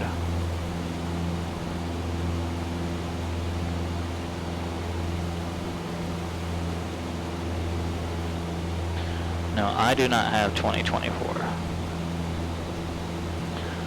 Jake, hello. From Area 251.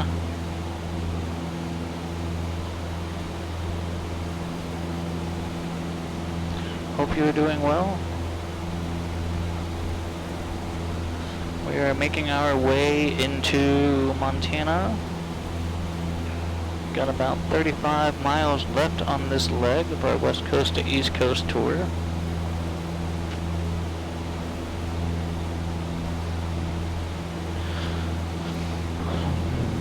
Alright, we're at 8,000 feet. We probably should be about 7,500 just for VFR legality. So let's go ahead and just kinda put some carb heat on. We'll pull the power back. We'll just drop it back down to 7,500. And we'll see how that looks with regards to terrain. We would still need to lose about 4,000 feet though to make the field elevation, which is 3,614 feet.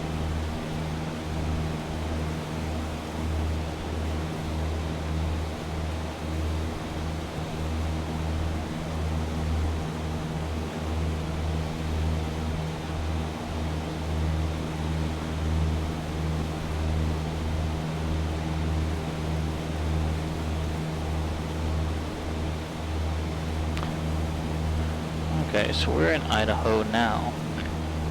When did we cross Idaho? Into Idaho.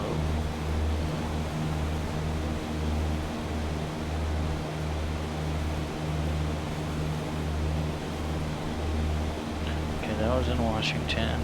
So we departed Washington. Where's the Washington-Idaho state line?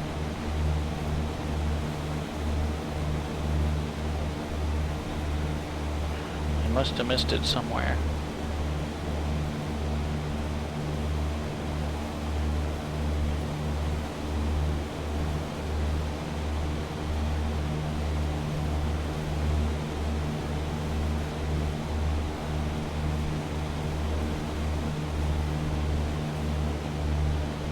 Alright, 7,500 feet. Let's level up here. I think we might be alright to hang out here for the next 25 miles or so.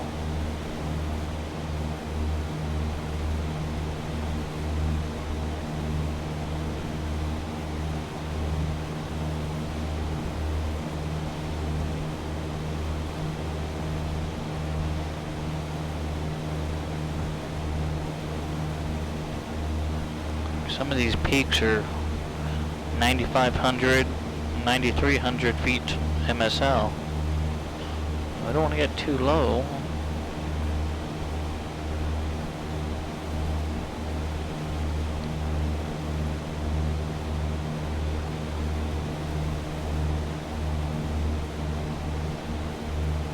Suppose we could follow one of these river valleys through.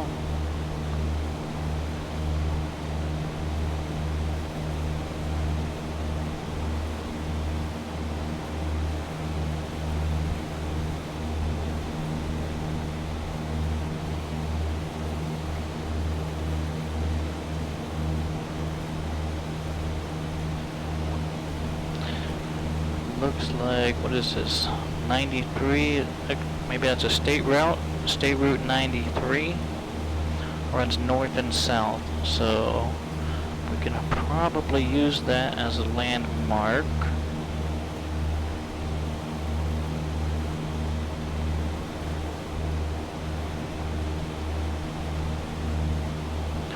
And I would say probably runway 30. If we look to the south, let's see if we can pull this. 119er 825.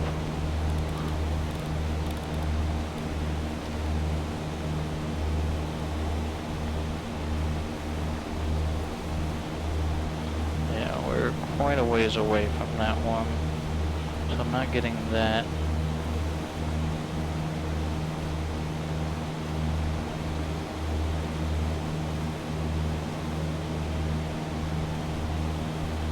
Let's take a look at that METAR to the south. Winds are 350 at 8 at that airport, which appears to be about about 16 miles south of our destination airport. So let's plan runway 30.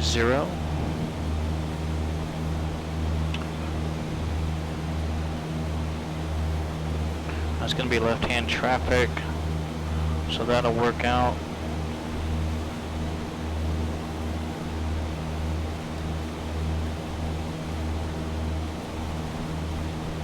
We kind of need to go that way, but it looks like I can take this pass here. We can kind of snake around this mountain instead of having to climb back up over it.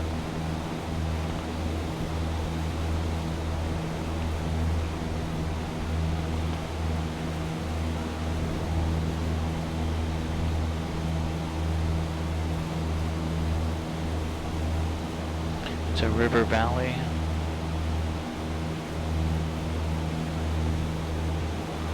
Well, it looks like there's sort of a valley there too that I could probably snake through.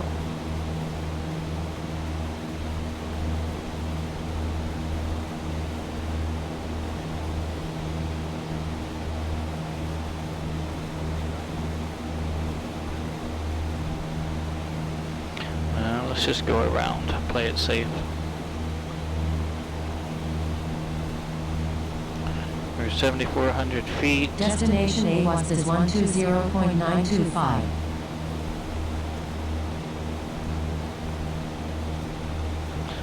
I doubt that's 120.925.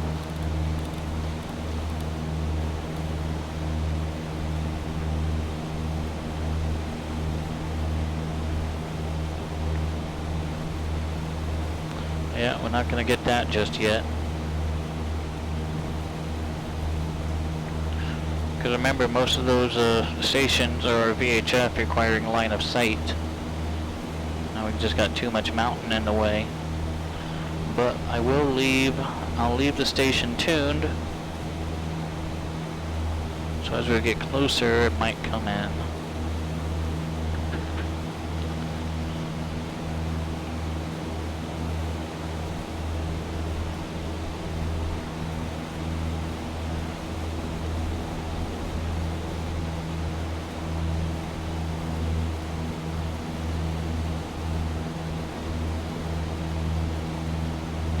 Pretty country out here.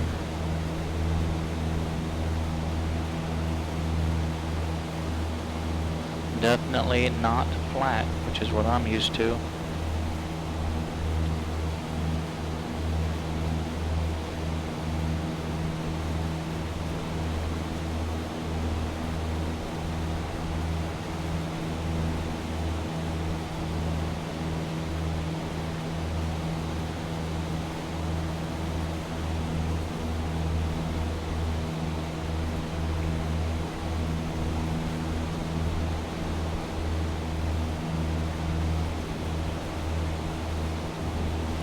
So in about 5 miles, looks like we're going to be crossing out of Idaho and into Montana.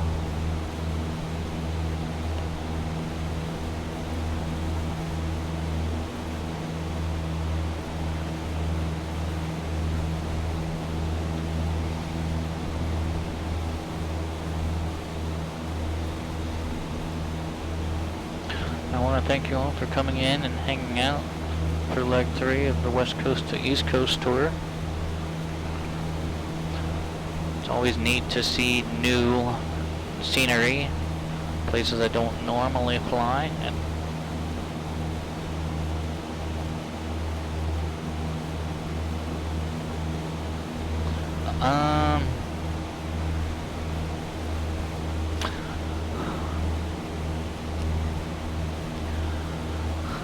I kind of planned it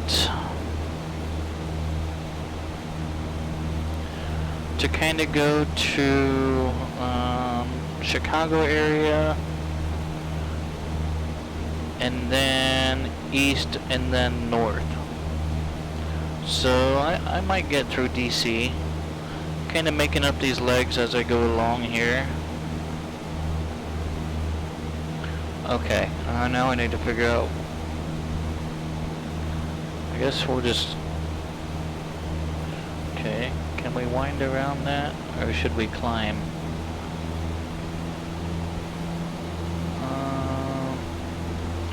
Alright, I think we need to start climbing just in case.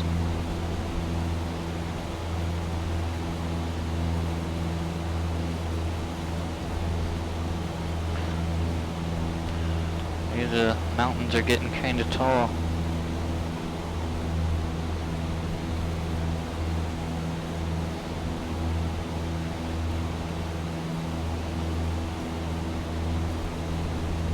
Terrain ahead.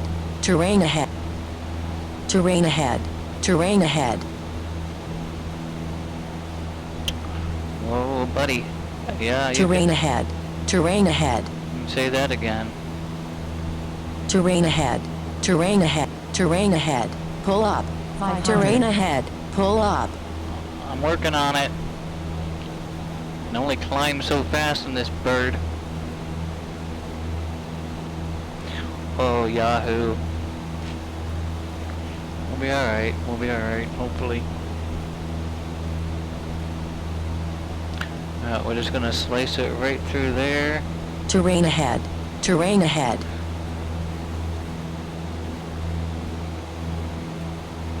Terrain ahead. Terrain ahead. Yep, sure is terrain ahead, uh-huh. Terrain ahead. Terrain ahead. Terrain ahead.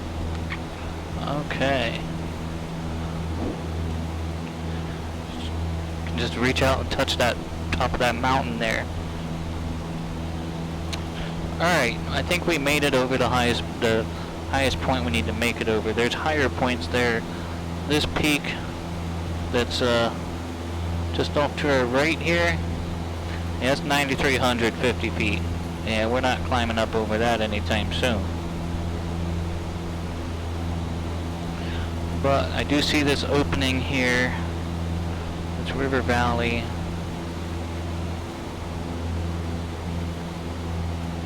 Yeah, let's just look at that. That's just beautiful.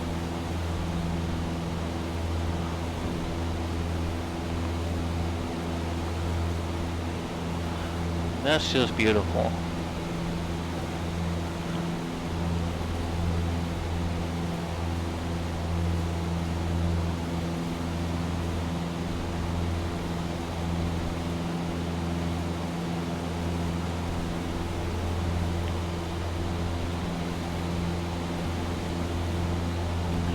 Alright, so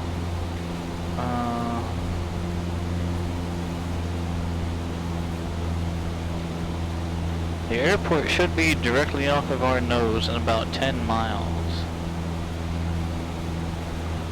So I guess we can do a couple different things here. Okay, airport elevation is 3614. Pattern, if I remember, was 800. So 4414 is what we want to be at for pattern. And we're 84, so we need to lose about 4,000 feet. So let's just do that. Let's put the power off, pull the power back, carpeet's on, and we're just gonna kind of go down through this pass here, this valley. We'll descend with the valley, and hopefully we won't have to climb back up anytime. Terrain ahead. Terrain ahead. And hopefully we Terrain won't have ahead. to climb back Terrain up. ahead. Yeah, she's really protective, isn't she? Terrain ahead. Pull up. Terrain ahead. Pull up. Just gonna inhibit the terrain awareness.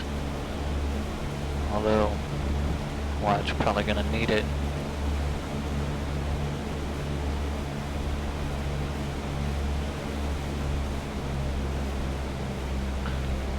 Let's just take a look.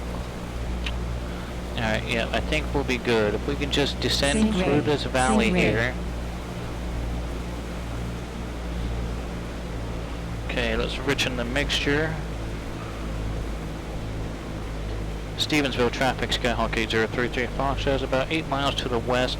Gonna be landing runway 30, probably via 45 entry, Stevensville.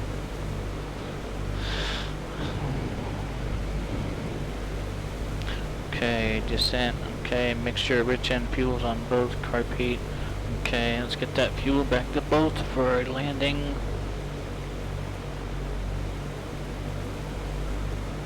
Let's trim for this.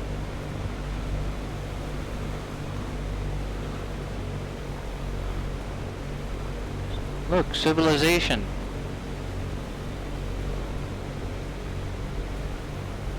Okay, I don't have the airport environment. Oh, it's getting a little bit windy as we exit out through here.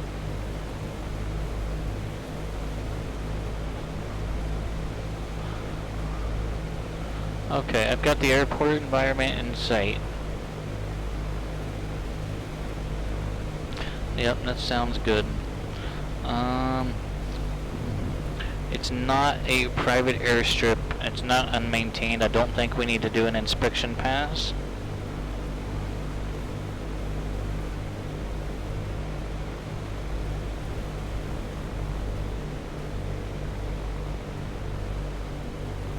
But I think maybe we should. Should we? Maybe we should. Want to be 4,400 feet and we're 5,500 now.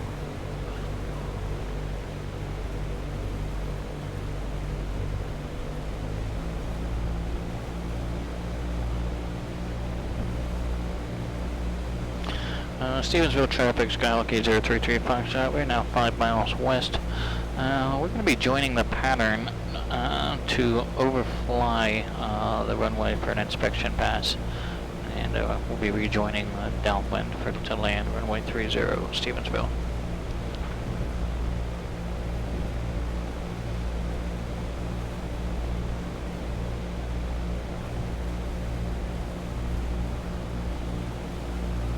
Unfamiliar airport,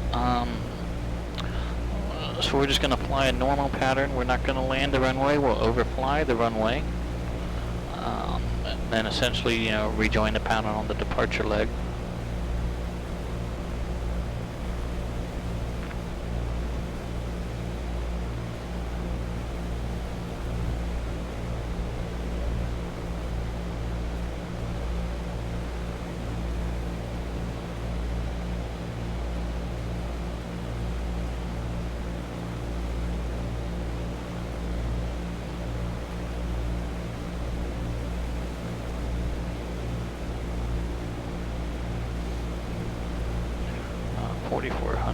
What are we at? 4,600.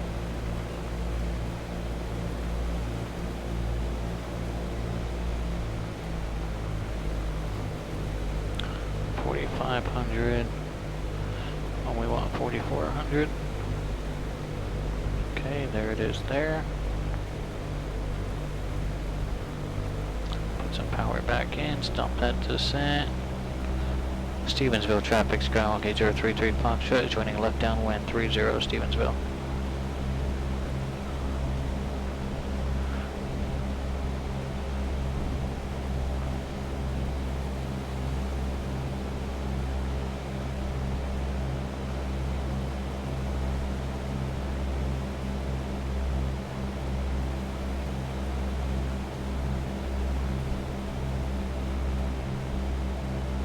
We'll bring in the X-plane view for this low pass inspection.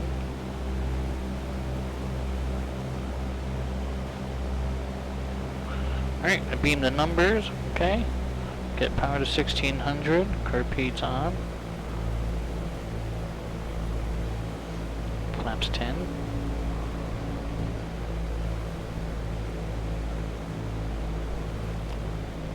Stevensville traffic, Skyhawk 033 Foxtrot, turning left base 30 for inspection, Stevensville.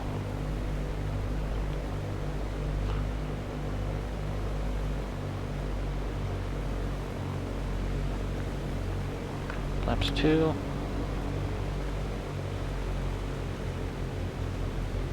And Stevensville traffic, 8033 Foxtrot, left base to final. 500. Approach, you're going to overfly the runway, Stevensville.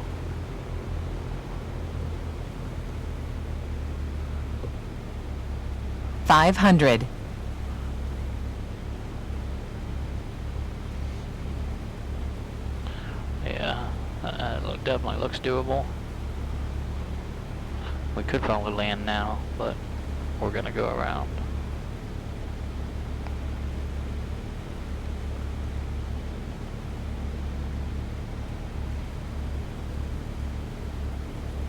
Yeah, it shouldn't be a problem at all. Pavement looks decent. Got a beacon there. It's got fuel available. Yeah, this will work out just fine. Put that power back in. Prepare for that bubble up because we got all those flaps in, generating all of that lift.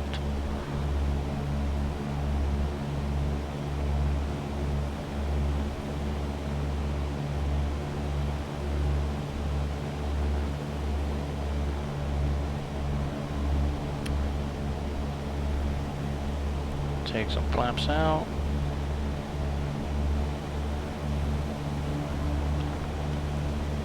Pull the rest of those flaps out. We're better than 80. Nice. Just look at that sunset through those mountains there. Stevensville traffic, 8033 Foxtrot, departure leg 30 Stevensville.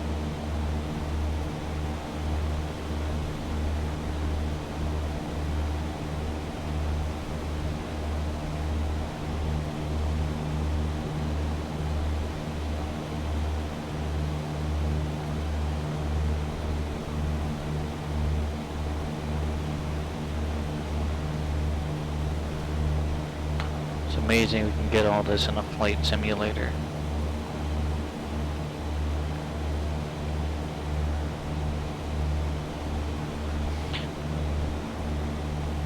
Alright, let's lift our left wing. That looks clear.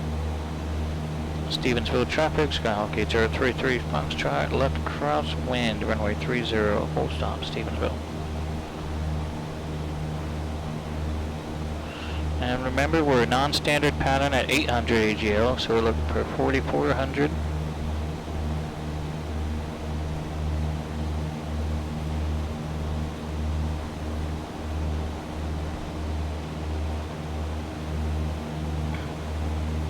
Looks good. Let's roll the downwind.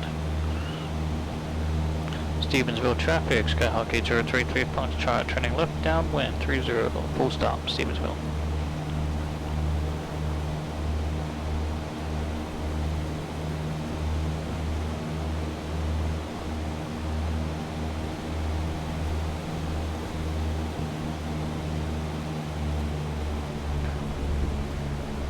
Pull the power back, don't need to be going so fast in the pattern. The runway was good.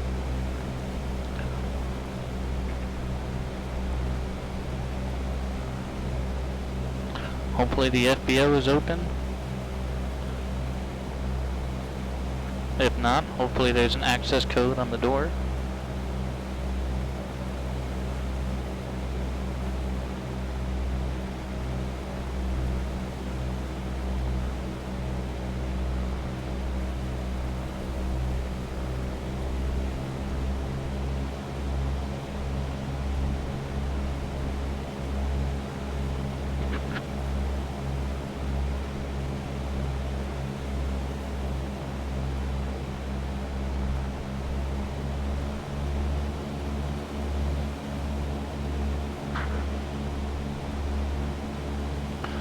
Alright, just about to be in the numbers. And there it is, showtime. And power 1600, carpeet's gonna come on. Let's pitch for 80. Let's grab 10 degrees of flaps.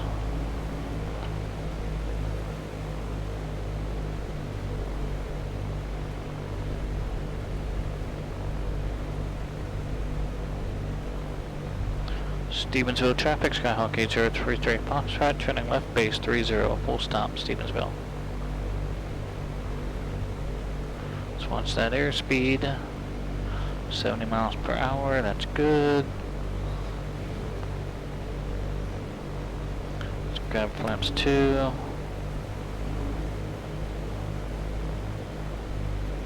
Let's watch that airspeed. Trim. Stevensville traffic, Skyhawk 8033 Foxtrot, left base to final approach 30, full stop, Stevensville.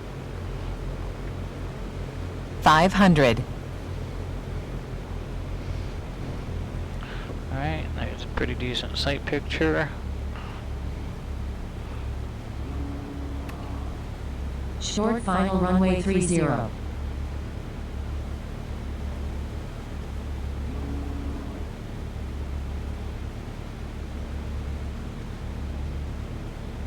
Center line, a little bit of rudder.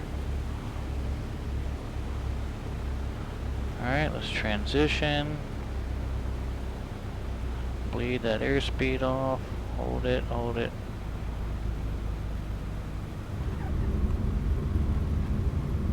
Nice landing. Welcome to Stevensville, Montana. Want me to help look for the FBO while you taxi in?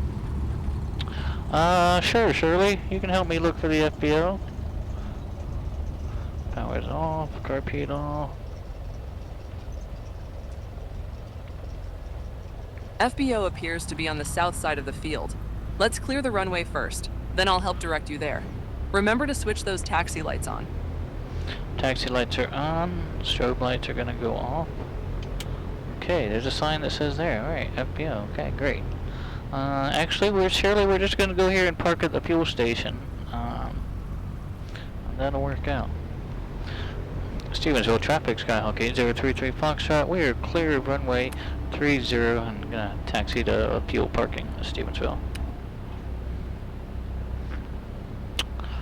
Okay, takeoff, okay, descent, did that, landing, did that part, after landing flaps up, repeats off, strobes off, taxi light, okay, mixture is required, okay, let's get trim back for takeoff.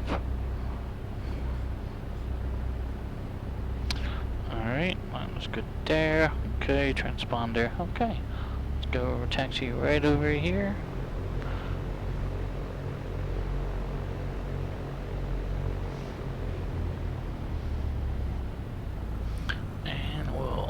Swing it around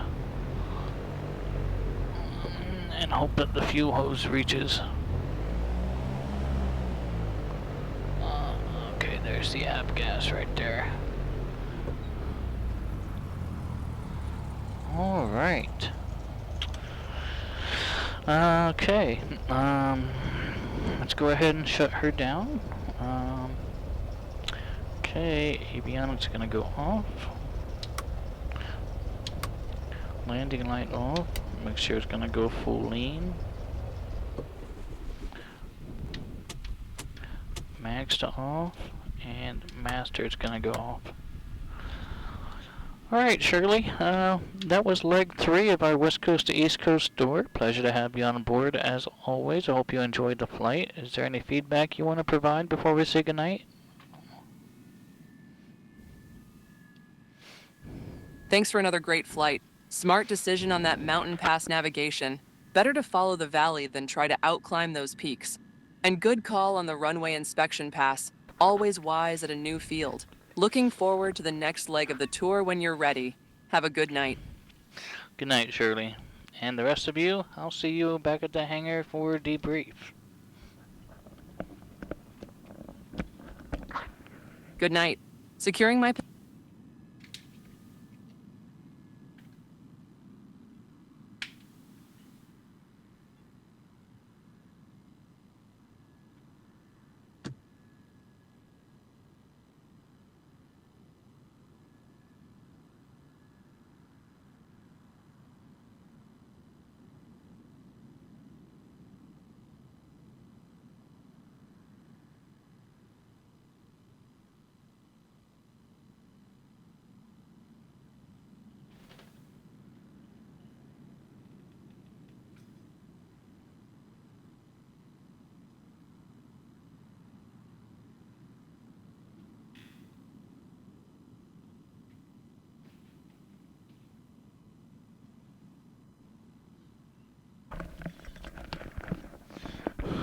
I need to jot these times down. So what do we got here?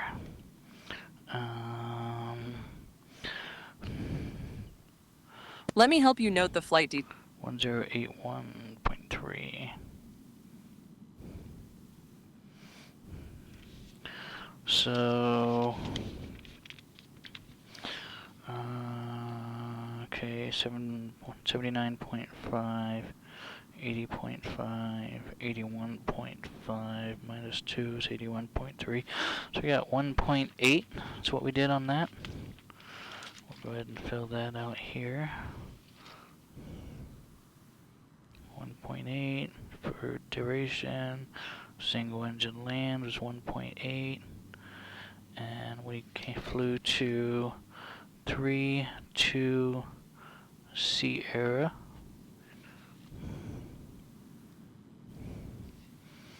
Okay.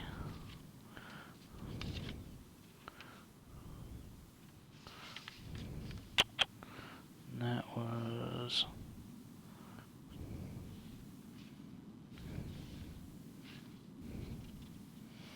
okay.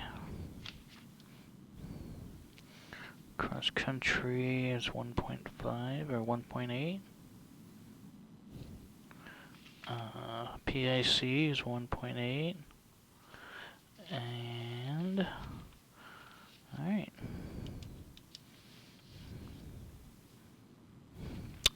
Got that notated. I'm making a log because I'm really kind of curious to see how many hours we'll have once we complete this tour. Okay, alright, now I'll see you all back at the hangar.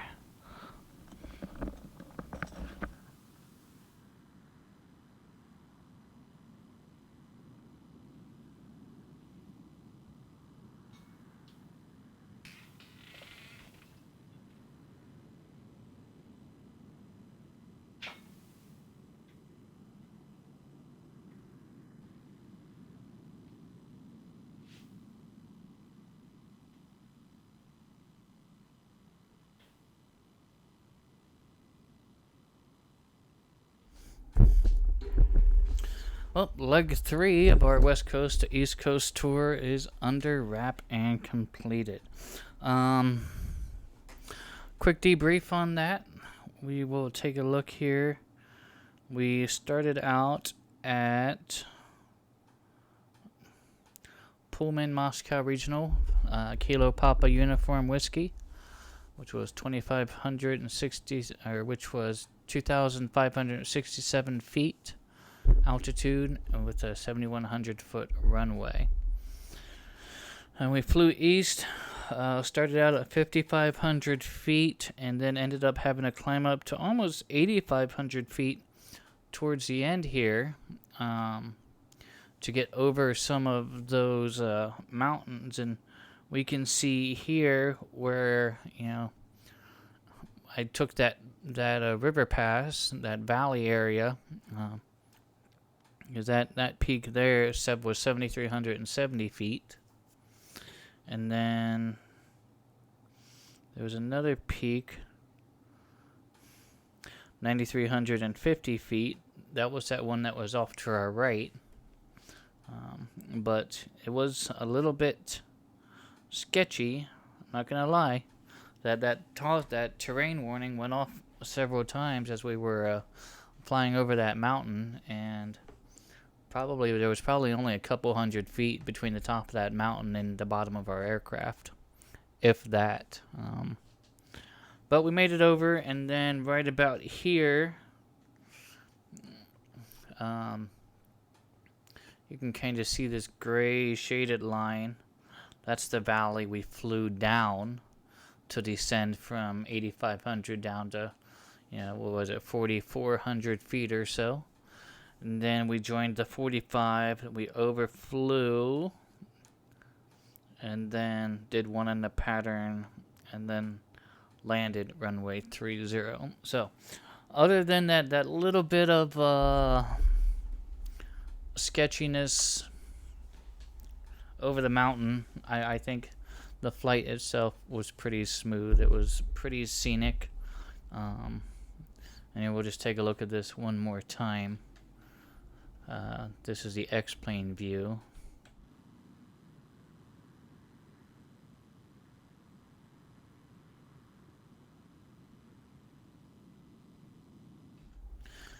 I mean, you don't see. I mean, that's very, very pretty. The sun and the clouds. X-Plane has come a long way with their sun and clouds and weather, and I'm really excited for 12.3 to come out because, well, I can't say a whole lot, but from my initial testing of it, I think you all will absolutely enjoy it. There's a lot more to come with that. So, yeah, can't go wrong with the Mountain West. It's very, very scenic, very, very pretty. Definitely a lot different than the type of flying that I'm used to here in Central Ohio. So that completes leg 3. So what we'll do is we can put this into our... This is our full route here. So 32 Sierra.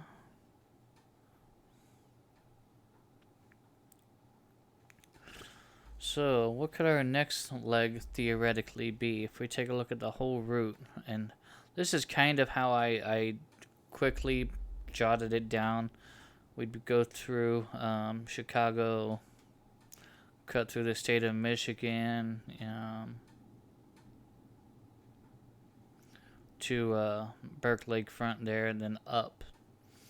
DC, JJ was asking about DC. It's a little further south, but we could theoretically squeeze that in. If we really wanted to extend. Well, let's just do this here. So currently 2,377 miles. If I wanted to come down through DC-ish, let's just.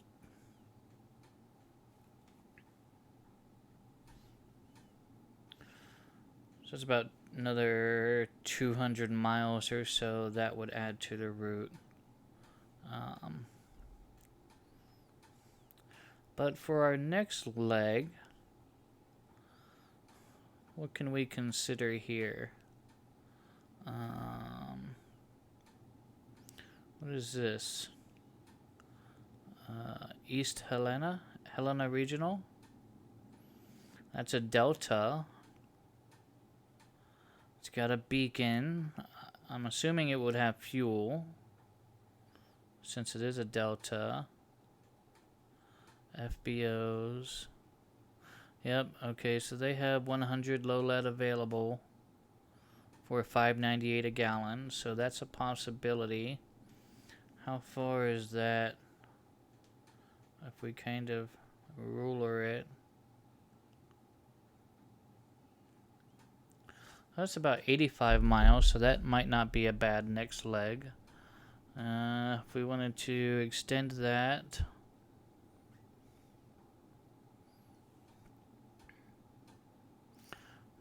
White Sulphur Springs could be a fun one. It has fuel and a beacon. I can tell it has fuel based on the cross there. That's in that. We have the magenta circle. Now, if this one didn't have a beacon and just a fuel, there you would see 4 of these like little square boxes here. But they replace the top one with the star if it has a beacon. But that's the symbol for the airport having fuel, as it has that cross going through it. So that might be a possibility. So how far is that from us? So it's about 133 nautical miles, so that might be a better leg. Right about the same distance as the leg today, so we might consider that one as well. So there are options. I'm trying to stick with airports that have fuel available. Not so much a beacon, but definitely fuel, just so we can make sure that we're full up for each respective leg as we continue along on our journey. other than that, I think that's just all that I have. I do want to thank you all for coming in, hanging out. I hope you enjoyed the flight today. I enjoyed having you all on board. I enjoyed the fact that the simulator actually worked today. Didn't really have any major issues or malfunctions or anything like that. So, yeah. So that is it for me. I do hope you all take care and stay safe.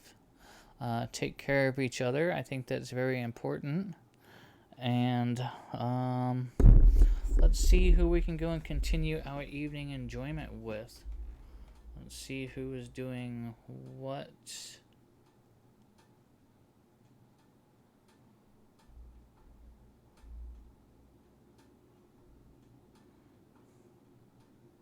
Oh, man.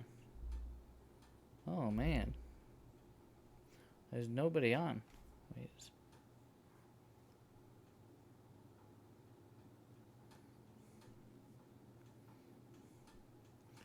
Oh, man.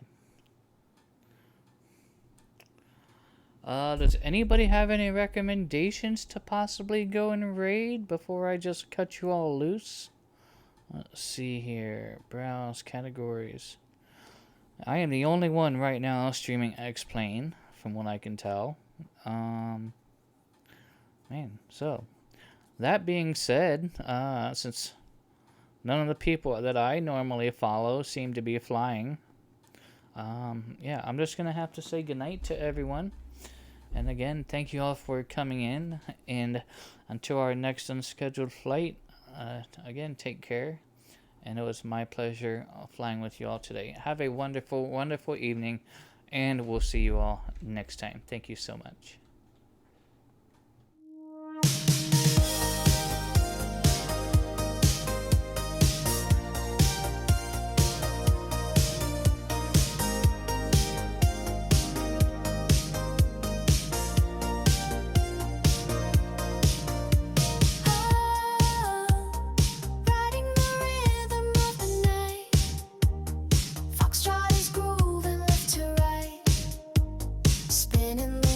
Just like a ride, we're gonna take off tonight, climbing up into the sky, dancing on air in the moonlight, the stars in the runway shining bright, we're gonna take off tonight. Real-time simulator, NED Foxtrot, the only streamer you should watch. Real-time simulator, NED Foxtrot, the only streamer you should watch.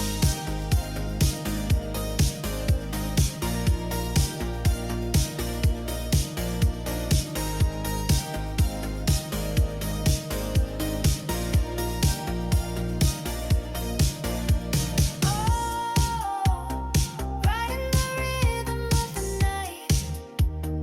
Foxtrot is grooving left to right, spinning the wheels just like a ride. We're gonna take off tonight, climbing up into the sky, dancing on air in the moonlight, the stars in the runway shining bright. We're gonna take off tonight. Real-time simulator, anything Foxtrot.